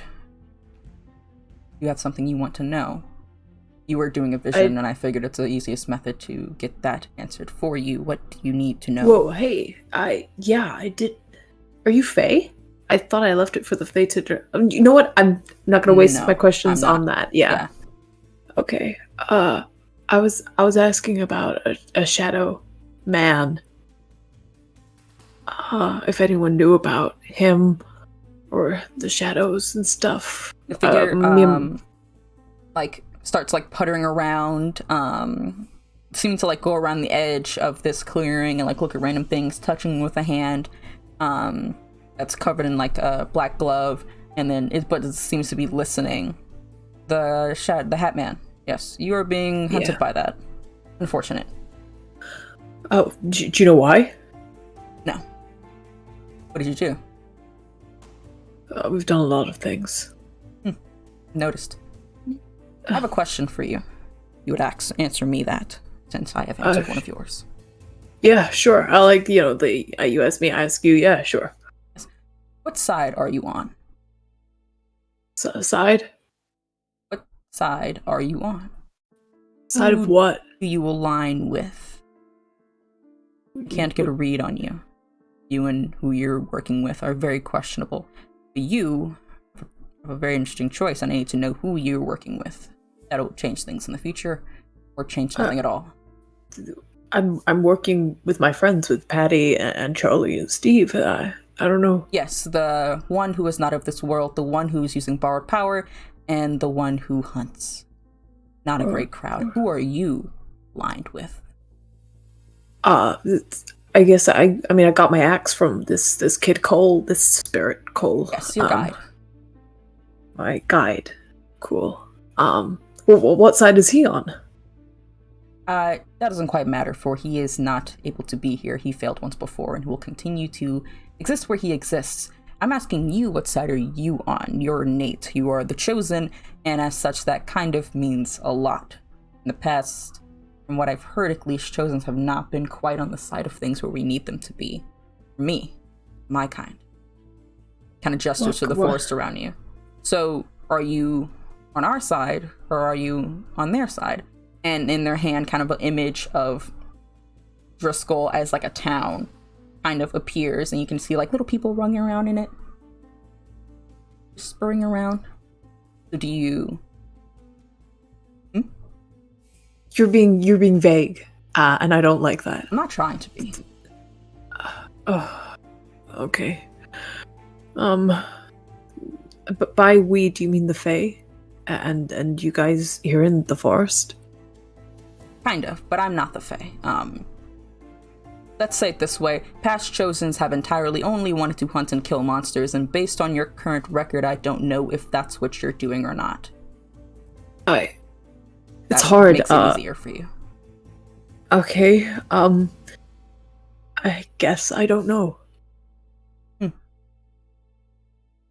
Interesting. I'm sorry, I don't want to give you an answer and then change it later if that's gonna impede you. I'm trying to be honest here. This has kind of been thrown on me, and there's a lot of weight to taking life from things and allowing life to others, and I'm still learning which is the best road to take. I like that answer. I'll give you something that might be helpful. Someone is trying to create an army. For what? I don't know. That's what they were trying to do with the weird cookie incident that occurred a couple days ago. Yeah. I fear that they might be trying again. I fear they might be trying very, very soon. You don't know, lifts a hand and an image of what you have heard or seen to be the cemetery, which you guys have not gotten a chance to go look at or even get any pictures of because they didn't show it on the news, but you can see the plots of where there is a headstone and then the body, like where the body should be, are like disrupted and the dirt moved, some of them entirely dug out, or caskets open or flayed, and like it's a whole mess that's going on over there that you haven't gotten checked, but you get to see a bit of a vision of it here. This is what you were going to see, but I thought that this conversation could be a bit more useful for me and for you. But I don't know what's happening here, and I need to figure that out. Seems like it would also interest you to put a stop to whoever is taking your bodies. Yeah, you're right, it would. Thanks for this. This was good, I think. We'll chat again. You should go back to your friends now. I have the feeling that they are having a very interesting conversation you might want to be part of. And you kind of leave this weird area, this weird part, and you come back into yourself and inhale sharply. You guys have all started like walking somewhere, like Stevie's leading you towards wherever he thinks is going to be like the next shopping place, but you're still talking about the clothes as Nate, you kind of come back into yourself. You've been entirely on autopilot. And while he's been in this space, he's been responding. He's been occasionally laughing or making noise at these jokes. But you just kind of back to yourself, Nate. Walking with your 3 other friends. I just don't know if skinny jeans are too skinny for me. Yes, But you're not gonna cross out the cheetah print, right? Because I think that's a great choice. I do think it's pretty bold. I'm gonna be honest. Now, have you ever heard of a Canadian tuxedo? Is that just double denim? Wait, what is going on? Well, are you okay? About clothes. I'm gonna buy some more clothes. Yeah, we're shopping. Buying clothes, shopping. Wow. That's the first time that's really taken a really long time. What takes a really Was I long walking time? the whole time? Yeah. Yeah, you're the one who suggested the cheetah print. Yeah. I suggested the cheetah. It was very out there.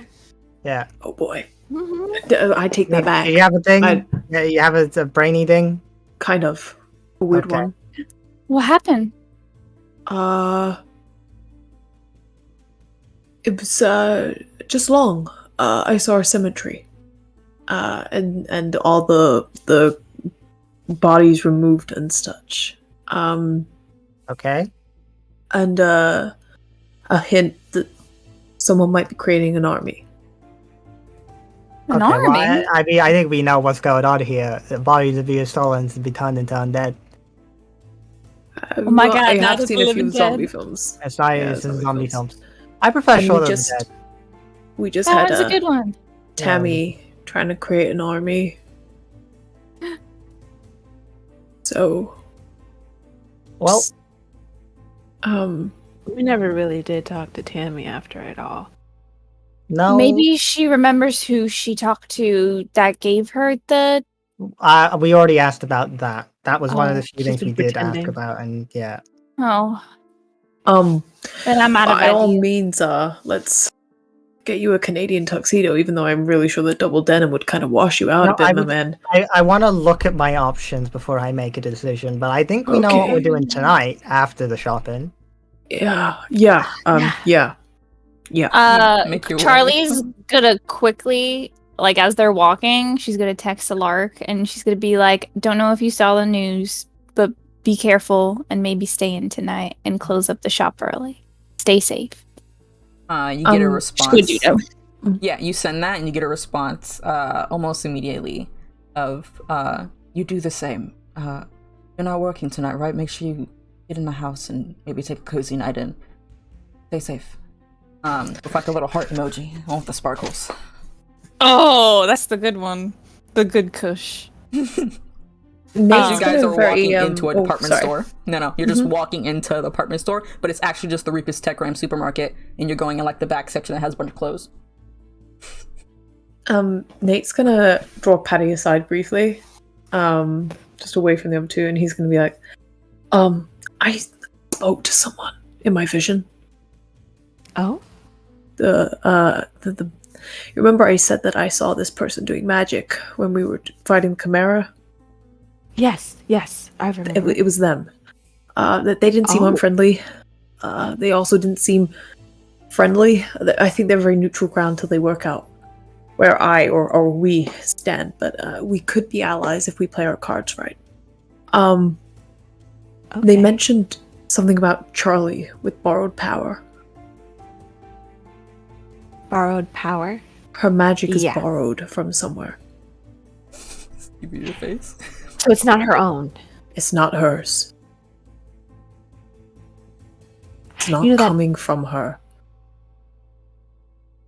We had a talk before about her going to the mines and finding that ring of hers. That ring. It Uh-huh. glowed that one time, didn't it? When she was. You're right. It did. And I asked her a while ago, what her magic was based in. So it's interesting that you say that. I want to get that thing off her.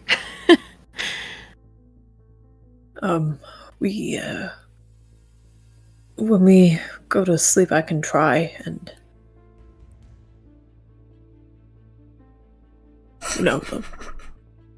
make some butter or something. Well, I'm surprised at you not asking her first. I'm scared for her. Yeah. I would Yeah. usually, but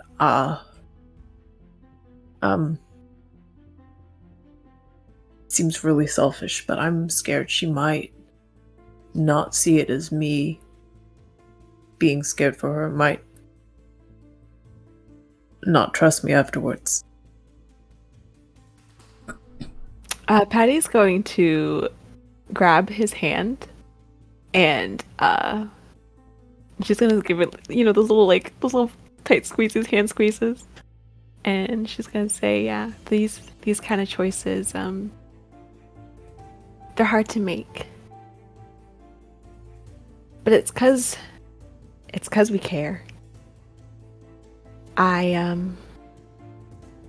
want to take it off, and if I were in your position, I would try to too. Whether that's comforting, I'm not sure, but it's what I would do. I'll bear that in mind. Thanks, Patty. As you say that, Steve, you have shifted over. You see that Patty and Nate are kind of like huddled next to this one rack of clothes.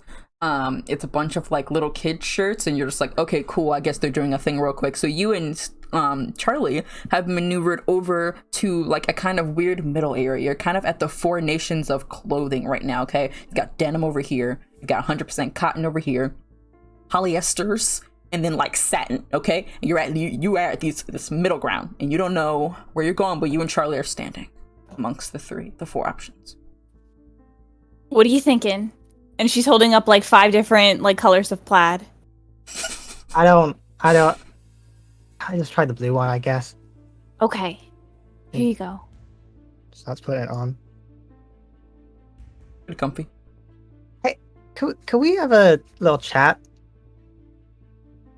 Me and you? Yeah, sure. Okay. They need to be doing something, so. Oh, yeah. Yeah. Well, I'm different now. Or maybe I'm the same, I'm just more aware of things. And that's kind of changed me a bit. I feel stronger. But, more confident. And it's made me realize some things, a little more retrospective. Mm-hmm. I was talking earlier about your memory powers and it not being a magic reset button, but I fully thought it was for a while, I was fully going to make use of that. But I see now that all that was me taking my problems and trying to push them away, and that just made them worse. So I'm going to try and just say things as they are. Because I feel like our group, as much as we care for one another, there's a lot of secrets. There's a lot of keeping things from each other in the name of protecting each other. But, I don't know if that's the right way to do things anymore. I guess what I'm getting at is, we had a talk. But it wasn't really a talk, because I kind of just let you talk at me and I said yes to everything when I didn't necessarily mean it. There was a time where you were my only friend. And I trusted you implicitly. If you said something, that was how it was. At the moment we jump into all this, you start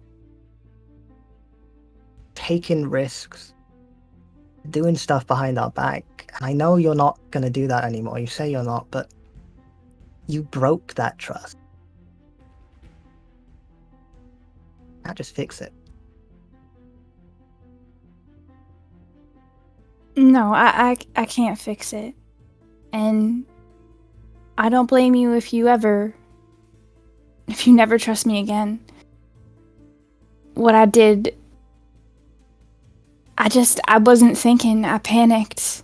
And I thought I was making things right. I thought I was doing what you would want me to do, what you needed done. And that was the problem, is that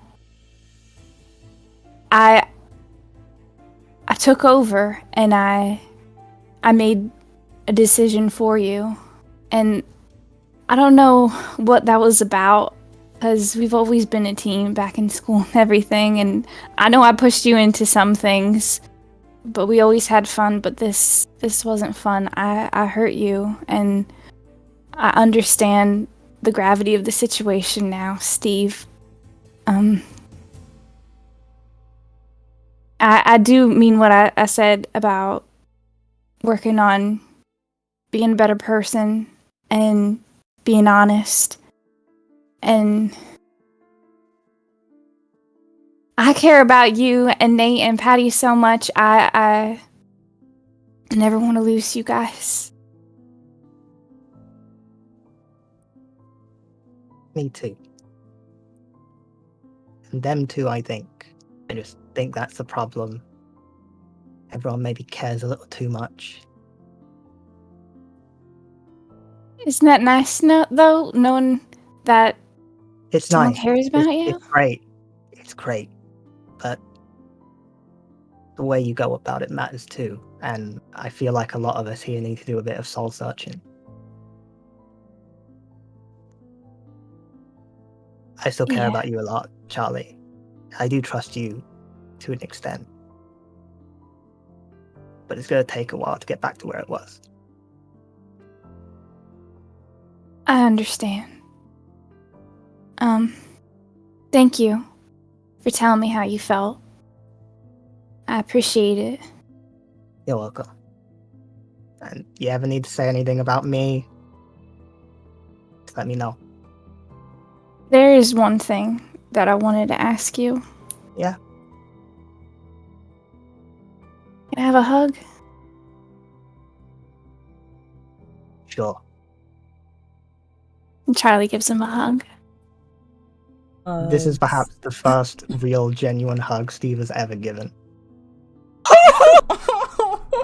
Oh god! It's not him awkwardly hover-handing, it's like actually... Stop! That's why we Cut do it that. out! Cut it out! Oh my god. Charlie does probably tear up, and she's like, I can't believe I came so close to losing Steve as my friend. And so she backs up and she goes, okay, well, why don't you head to that dressing room and try on that shirt?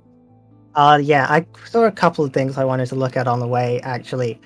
Okay. You go look at those real quick, and for a moment, we as the viewers pan away from this tiny, random little shopping district and make our way across town.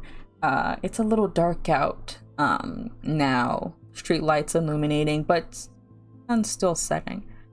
As we come to the cemetery where the police are avidly looking around, searching. There's tape at every entrance and guards with flashlights out. But we go over it. You see, Driscoll is a little town surrounded halfway by forest and even beyond that, mountains. So even here in the cemetery, it goes to the forest in its own path. So we go beyond that. We go a little bit further in the forest and we see a not so familiar face. We see someone walking around in the forest with a big camera in their hand, a backpack slung over their shoulder as they lean down, touch at some dirt which seems to be disturbed. Take a photo of it.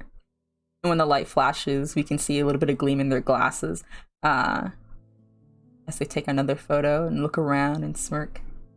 They keep on walking. And the security guards shout out to each other different things, saying like, okay, you watch that perimeter. Okay, you keep that over there. Bailey seems stressed as she peruses the scene here of the cemetery. And then we come back to our hunters here. Nate and Patty, you guys have like gotten up from your little talk and dust yourself off. Steve, you tried on like 2 outfits now. You've got like 2 other pairs of clothing. And you make your way out the dressing room. It's a comment. Yeah, I just saw the message and it's like What message? Which one? It's just a comment on the stream from Faye. I'm not okay. I love me and you both looked at it at the same time. Okay. Okay. Anyway, you've got 2 outfits so far. Like a shirt and pants, and they go with each other, and they're like, you're gonna wear only these 2 with each other so far is what you've gotten, as like Patty and Nate finish their discussion and end up coming back towards you to actually see. You actually come out and see you exiting the dressing room with a pair of skinny corduroy pants, and you don't know how you feel about them, where you found them. I don't. But you're know. trying to. I really don't know about these. I feel like you have to be really a specific kind of person to make these work, and I am not that guy. It's a nice little 70s vibe. I am not a 70s guy. It's very different. I think it might be flares. It would be very nice. They're a little high-waisted too, just a little bit high-waisted. Oh! Wait, this might be your look, Steve. It doesn't feel me. What color corduroy? Like yellow. Dark green. Okay. Oh, this looks so really good. might be your look. Right now you're It's wearing it probably with 'cause a you button still up have because the you white just had shirt your on. button up on, so you're wearing it with the button up, no tie, kind of tucked in a little bit. Feel like maybe, but I don't know if I'm comfortable. Like I'm on the fence. You know, I want to try some other stuff first. Yeah, you gotta Okay. be comfortable. Okay, but I'm just gonna say this because I don't know if anyone else is gonna say this. You look hot. Okay. Thank you. You're welcome. Okay. It suits you. Honestly, I think a sleek black shirt and then a nice little belt to accent it, and maybe a ring or Cowboy two. belt? Oh, okay. Well, try that. But I want to try some of the other options. Yeah, I've tried 2 outfits. Oh. You know. All right. Well, what's catching your eye? I don't. I mean, I should try graphic tees. I've never really worn any. Get the one with Kermit on it. Maybe we won't try graphic tees. There's a whole rack of there's a whole Yeah. circular Maybe rack just, of like, Kermit the Frog A graphic plain, tees. like, nice black or white shirt, or There like a are polo shirt. There are none. Great. There aren't any here. But there With is some Kermit the high-waisted There's a Frog. jeans. sweatshirt. Yeah. You want this sweatshirt? And she picks up just a basic gray sweatshirt. It's the plainest thing that you've ever seen. Oh, Yeah. you know what, Hattie? Let's look at the sweatshirts. Nate and Charlie, if you could go around and just find anything that you think might look on me. Yes. Okay. Nate goes straight to the skirt section. Should. Charlie finds ripped jeans and maybe worn cowboy boots. How long do they take? I think it's a good little amount of time. Long enough to have Yeah. a conversation. Yes, long enough. Charlie's specific. You gotta find those very specific cowboy boots, and they're honestly not where you believe them to be. They're actually in the sleep section, so it takes you a bit of finding, actually. And Nate can't decide which plaid skirt to grab. Yeah, you actually have looked at so many, and then you saw that there was actually a further skirt section that was kind of under the first. It's a lot. There's a lot. So many choices, man. Yeah. Well, they got great options. There's light gray. Uh-huh. There's dark gray. There's gray. Do they have a cardigan? Just like a thin knit cardigan? Like, Oh wow. Oh yeah. Cardigans would be good. I like that. Yeah, Little yeah. business cash. Yeah. So she's gonna go and start like looking through little cardigans and like she pull up his arm and like matching to his skin. Like, oh no, that's gonna, you're looking sick with that one. Look different. you've done this a lot. Yeah. You know, Henry and I used to shop like this together. So Hey, Patty. I'm sorry. For what? It's for a lot of things, you know. I What don't did think you? we've been entirely fair to you. What do you mean? You're great, you know. You know so much about life and about other things, but I think we put you on a pedestal. And you don't deserve that. You know, you're a person too. And I think there's been a few times where you've maybe been out of your depth and we've just either not seen it or chosen to ignore it. And we shouldn't have.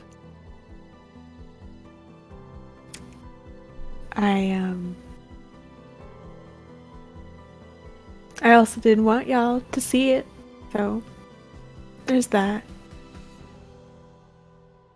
I appreciate that, Steve. She's gonna continue looking forward, trying because she's broken so much today already. So she's gonna try to continue looking at the clothes. Because Patty, Yeah.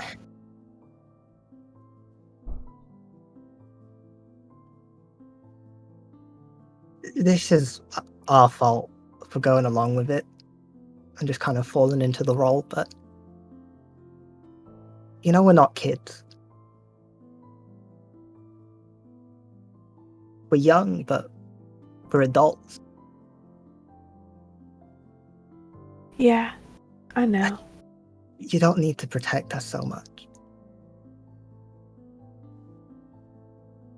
I feel responsible for dragging you guys so But you're not. easily. You're not. It wasn't you. You know, it was us.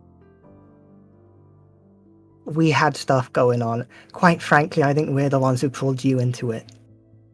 You're the one who doesn't have the magic. We all would have ended up in this eventually. We're just lucky that we had you there when we did.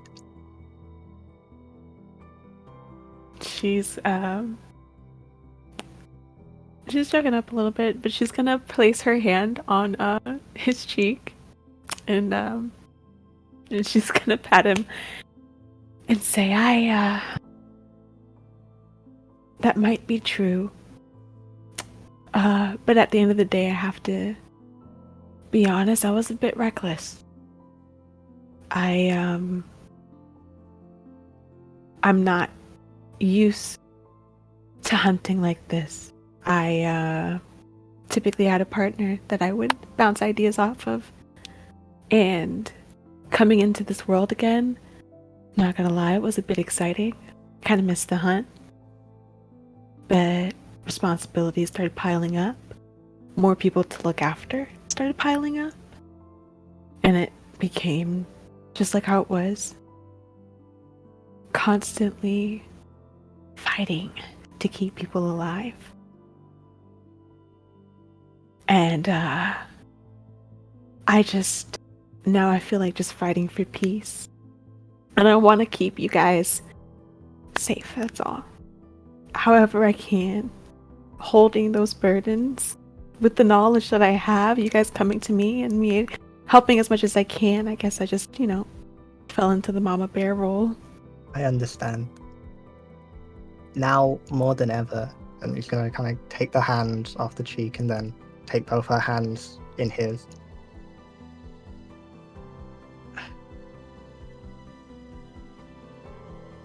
Well, we all want to protect each other. Yeah. But we're not your wards. We're your teammates. Yeah. Well, I already lost a teammate and I refuse to lose anymore. And you won't. But whatever we take on, we need to take on together.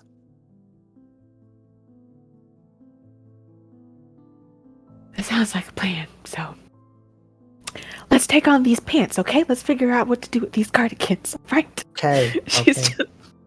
just And Patty, She, you need anything, I'm here.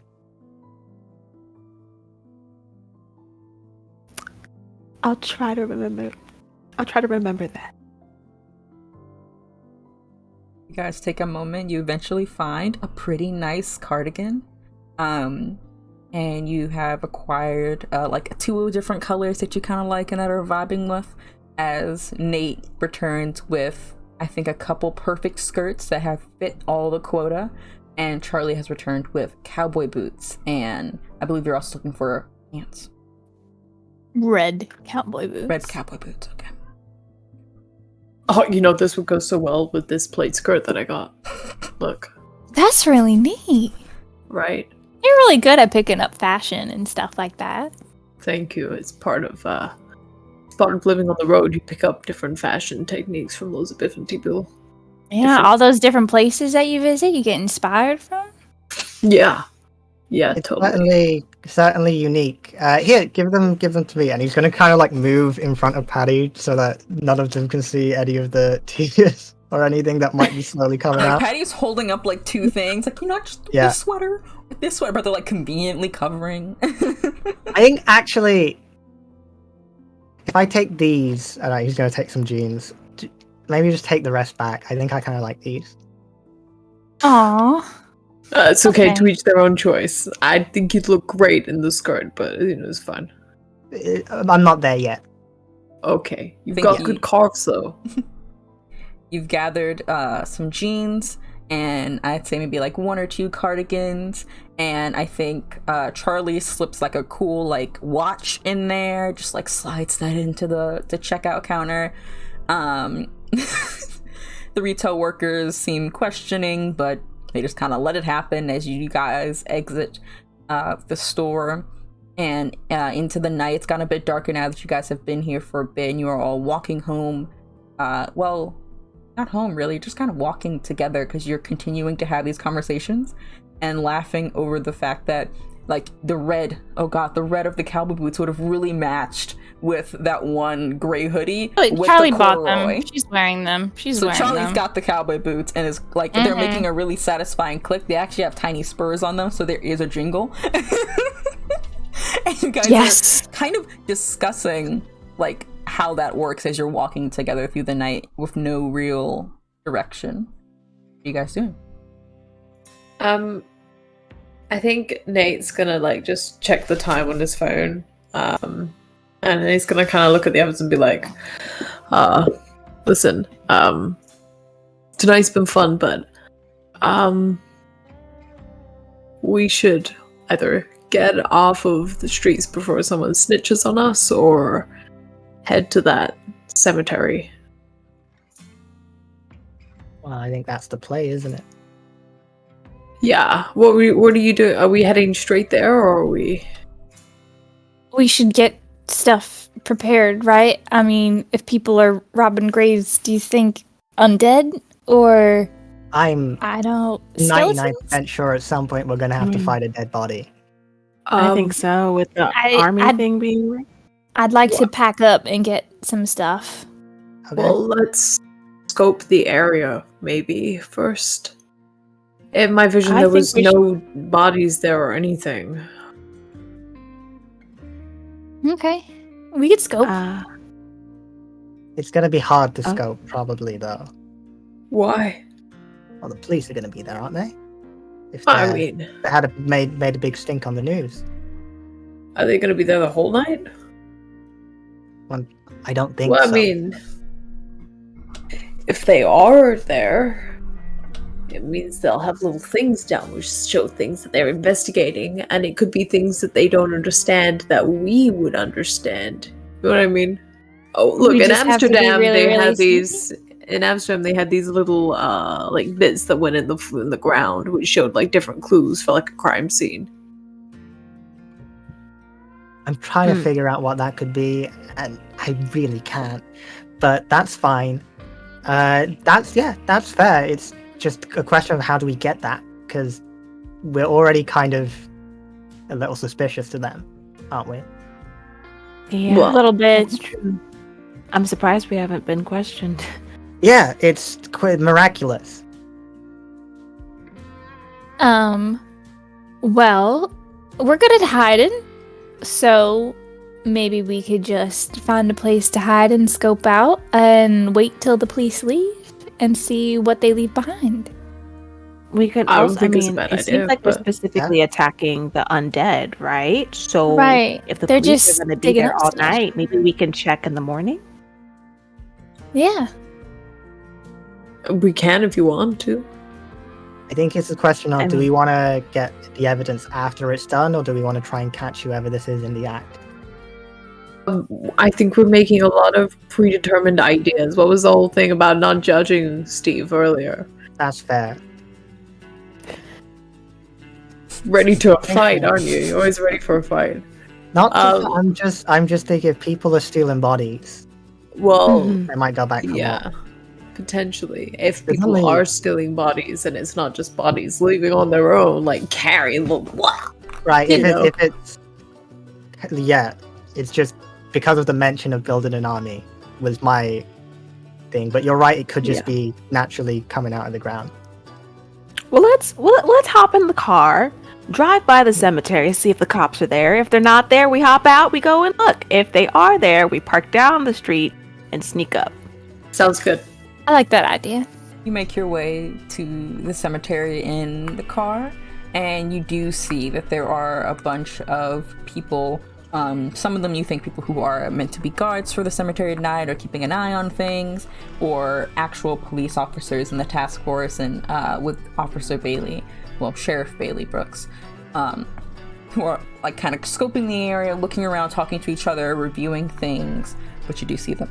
So I'm assuming with that you park a couple blocks down the way. What are you doing?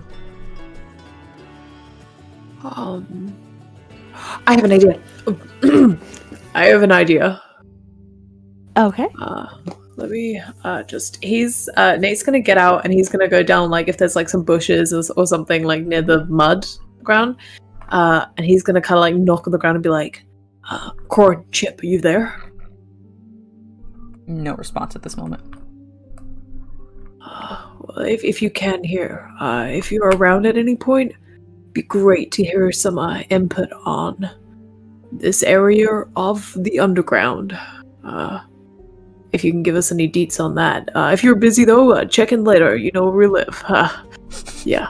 All right. You leave a message. I feel to the like group. we could give them a phone, and that would be a much better way to contact them in future. He's gonna draw a little heart in the dirt in the ground with his finger. LOL heart. They had technology. I'm just putting that out there. They had ways to cut. Okay, They had therapy. they did. They had 401ks. Yeah. Yeah. Therapy was questionable, but the 401k was great. Had ears. Not that I don't have ears normally. I just had really big ears Yeah. Oh well. Yeah. and little whiskers. So I say we can sneak up and investigate. Yeah. See if we can. Do we Yeah. still have the food from the diner? Actually, you could leave it in the car if you like. You didn't take it home anywhere, so it's with you. Can we take some? If we get caught, we pretend we're giving them food.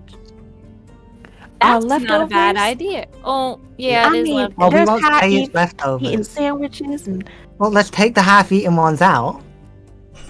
Look, we can stick your half a burger and my half a burger together, and it can be like a mixed burger. Has to be something. I know my Listen, burger was I just way didn't touch my burger. fries, so we could put it with the burger, half of the burger, and the other half of whatever you ate, and just And we be like, considered that the fries "Oh, are also incredibly cold. Oh, they're freezing. no one you guys likes went shopping. cold All this is fries. cold. This is the worst." Okay. I Okay, don't think scratch this is a that good idea plan. anymore. Scratch that plan. Forget about the food. Just don't get caught. All right. Okay. And if you do, I have experience running from the law. Of course, we will have to leave and never return. Okay. oh, wow, Nate. Wow, do we live the same life? Maybe, Patty, maybe. You guys Alright, start I got creeping in. detention once. You guys start creeping your way towards the crime scene. Inching along, I'll say that you are kind of going on the edge of the cemetery of itself, like going around the outside, trying to avoid them. They don't seem to be too close to the perimeter where the forest kind of meets the edge of the cemetery. There's a bunch of tombstones everywhere, some without tombstones, just plots of land, some spikes in the ground with wood carvings that just say who lies there, some big, some small, and a black iron gate that kind of surrounds everything with a couple of different exits that are being covered up in police tape. A lot of the area already yellowed with all the little, whatever the caution tape, I guess it says. I always forget what it says. But you're traversing along the edge, going kind of on, touching the forest, and you're watching the police officers kind of quietly nosing. Who is specifically like in leading in this? Walking in the front, per se. Either Steve or Patty. I'd presume more Patty, really. Yeah, I feel like Patty has more experience being sneaky. Okay. Patty, can you roll act under pressure for me?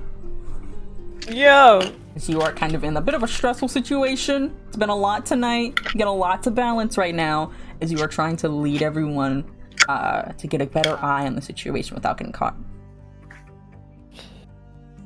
We're gonna hope it's a good one, guys. No. What do I add to that? Ooh. Oh. What's wrong? Okay. What does a 4 give me? Oh no. The emotional An experience stability. The experience point and the emotional stability of a chihuahua, as you are a bit covered in you're just anxiety as you guys are inching your way along, watching the police officers. You don't alert yourself to their presence, we'll say, but something notices you all as you are scooting along. The forest behind you making a bit of noise that only you can hear because of how close you are to it. And Patty, you in the front fail to notice the danger before it happens. As Steve, you feel, I guess they feel like hands, cold grab at you. Three sets grab at you from the edge of some bushes and yank you back, and you're being dragged. All you get is a single... This is unfortunate! All you get out is, this is unfortunate, before your mouth is being covered by something cool. And yes, it does count as your thing. Yes, it does count as your thing. This is exactly your thing. Experience. And all you get is, this is unfortunate, before you are being dragged back suddenly and surprisingly by this force, unable to see, clouded in the darkness of the forest. And Patty, you immediately stop and look back just in time to see Steve's legs being dragged back, as you also hear, what was that? Hey, get over there with the light. Let's go see what that was, from the police officers nearby who think they might have heard something. Oh, Patty's running after Steve. Patty, wherever the legs went, she's gonna start running. Okay. Nate is probably gonna grab Charlie and just be like, "Come on," and follow after Patty and. Okay. All right. Okay. You follow after Patty into this forest, and Patty, you are barreling after Steve at top speed, barely aware if your friends are actually here or not. You have no idea. You can see his legs just dangling, Steve. You're just being dragged. This feels like several hands are holding onto your clothing. You're like, no. I'm so glad I just bought new clothes because they're ruined. The dirt. And you're being dragged through the mud. Luckily, you didn't wear your outfits. As you are going further and further into the forest, and Patty, you are following, eventually you lose sight of Steve's feet. And you are kind of following the trail, and then eventually you lose sight of that as well.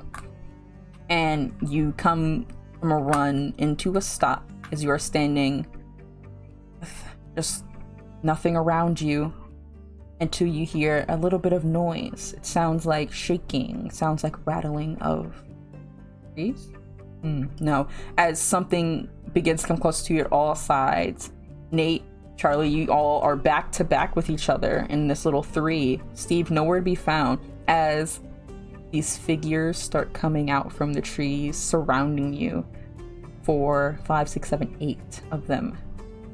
You see flesh hands that are flesh that's barely there on the hands as you're surrounded by skeletons. Some of them decayed, some of them more like zombies with a bit more on them. Stevie, put your hands down. They're wielding weapons that are makeshift and strange as they are coming towards you, and you can hear the creak of their bones. And Steve, in the distance, all you can hear is rattling all around you as you're being pulled and covered up into darkness. And that is where we're ending tonight's episode of Paragon Dust. Oh. Are you kidding me? Come on, we can go another hour. No, we don't. Not for me. Aw. No. That is where we're ending tonight. Oh my god. It's done. That is wow. good. See, I knew we should have went and gotten our weapons, damn it. I'm sorry. I thought we were just. I thought it was just going to be an investigation. It's not my fault. Look, someone rolled terribly on stealth. It's not. That's really not my fault. That's the dice. Okay, that's not a choice I made. That happened to me, not for me. Eve always has his chain. Just pointing that out there. I always have my axe. You're Yeah. good. Don't Patty worry. always has a gun, but that shit is loud, and the cops are Well, yeah. And probably not gonna like that. you know, Charlie has her. Well, Guess we'll have to find out. It's bones, me. I can't make them throw up. it's okay. It's They're okay. bones. Nate's just gonna be like, I can smack him. All right, with that, If you let Charlie get her back, sorry. With that is the end of episode 13 of Paragon Dust. I hope you all enjoyed, and we will see you in 2 weeks' time for the next episode. Again, all of our things are being posted to YouTube slowly but surely. Small announcement, because I was gonna say it in the Somewhere Clan. We did lose an episode, sadly, with episode 7. That's on me, but it's okay because we have Stevie's summary at the start of every episode, and luckily Stevie does a great job of summarizing what happened in the last one. So that'll be going up probably tonight, and then so forth on. What even happened in the episode? None of us actually know. It's not real. It didn't happen. Genuinely, I don't remember. It was the pre to you guys going underground. Part 1 to that or whatever. But it was fun. I saw a lot of new viewers in the chat today. Join our Discord and join have our fun with Discord. us. And you can find all the past episodes either on Twitch or on YouTube. But we'll be back in 2 weeks' time on Wednesday for more Ooga Booga vibes. And until then, have a good night, everybody. Bye. Good night.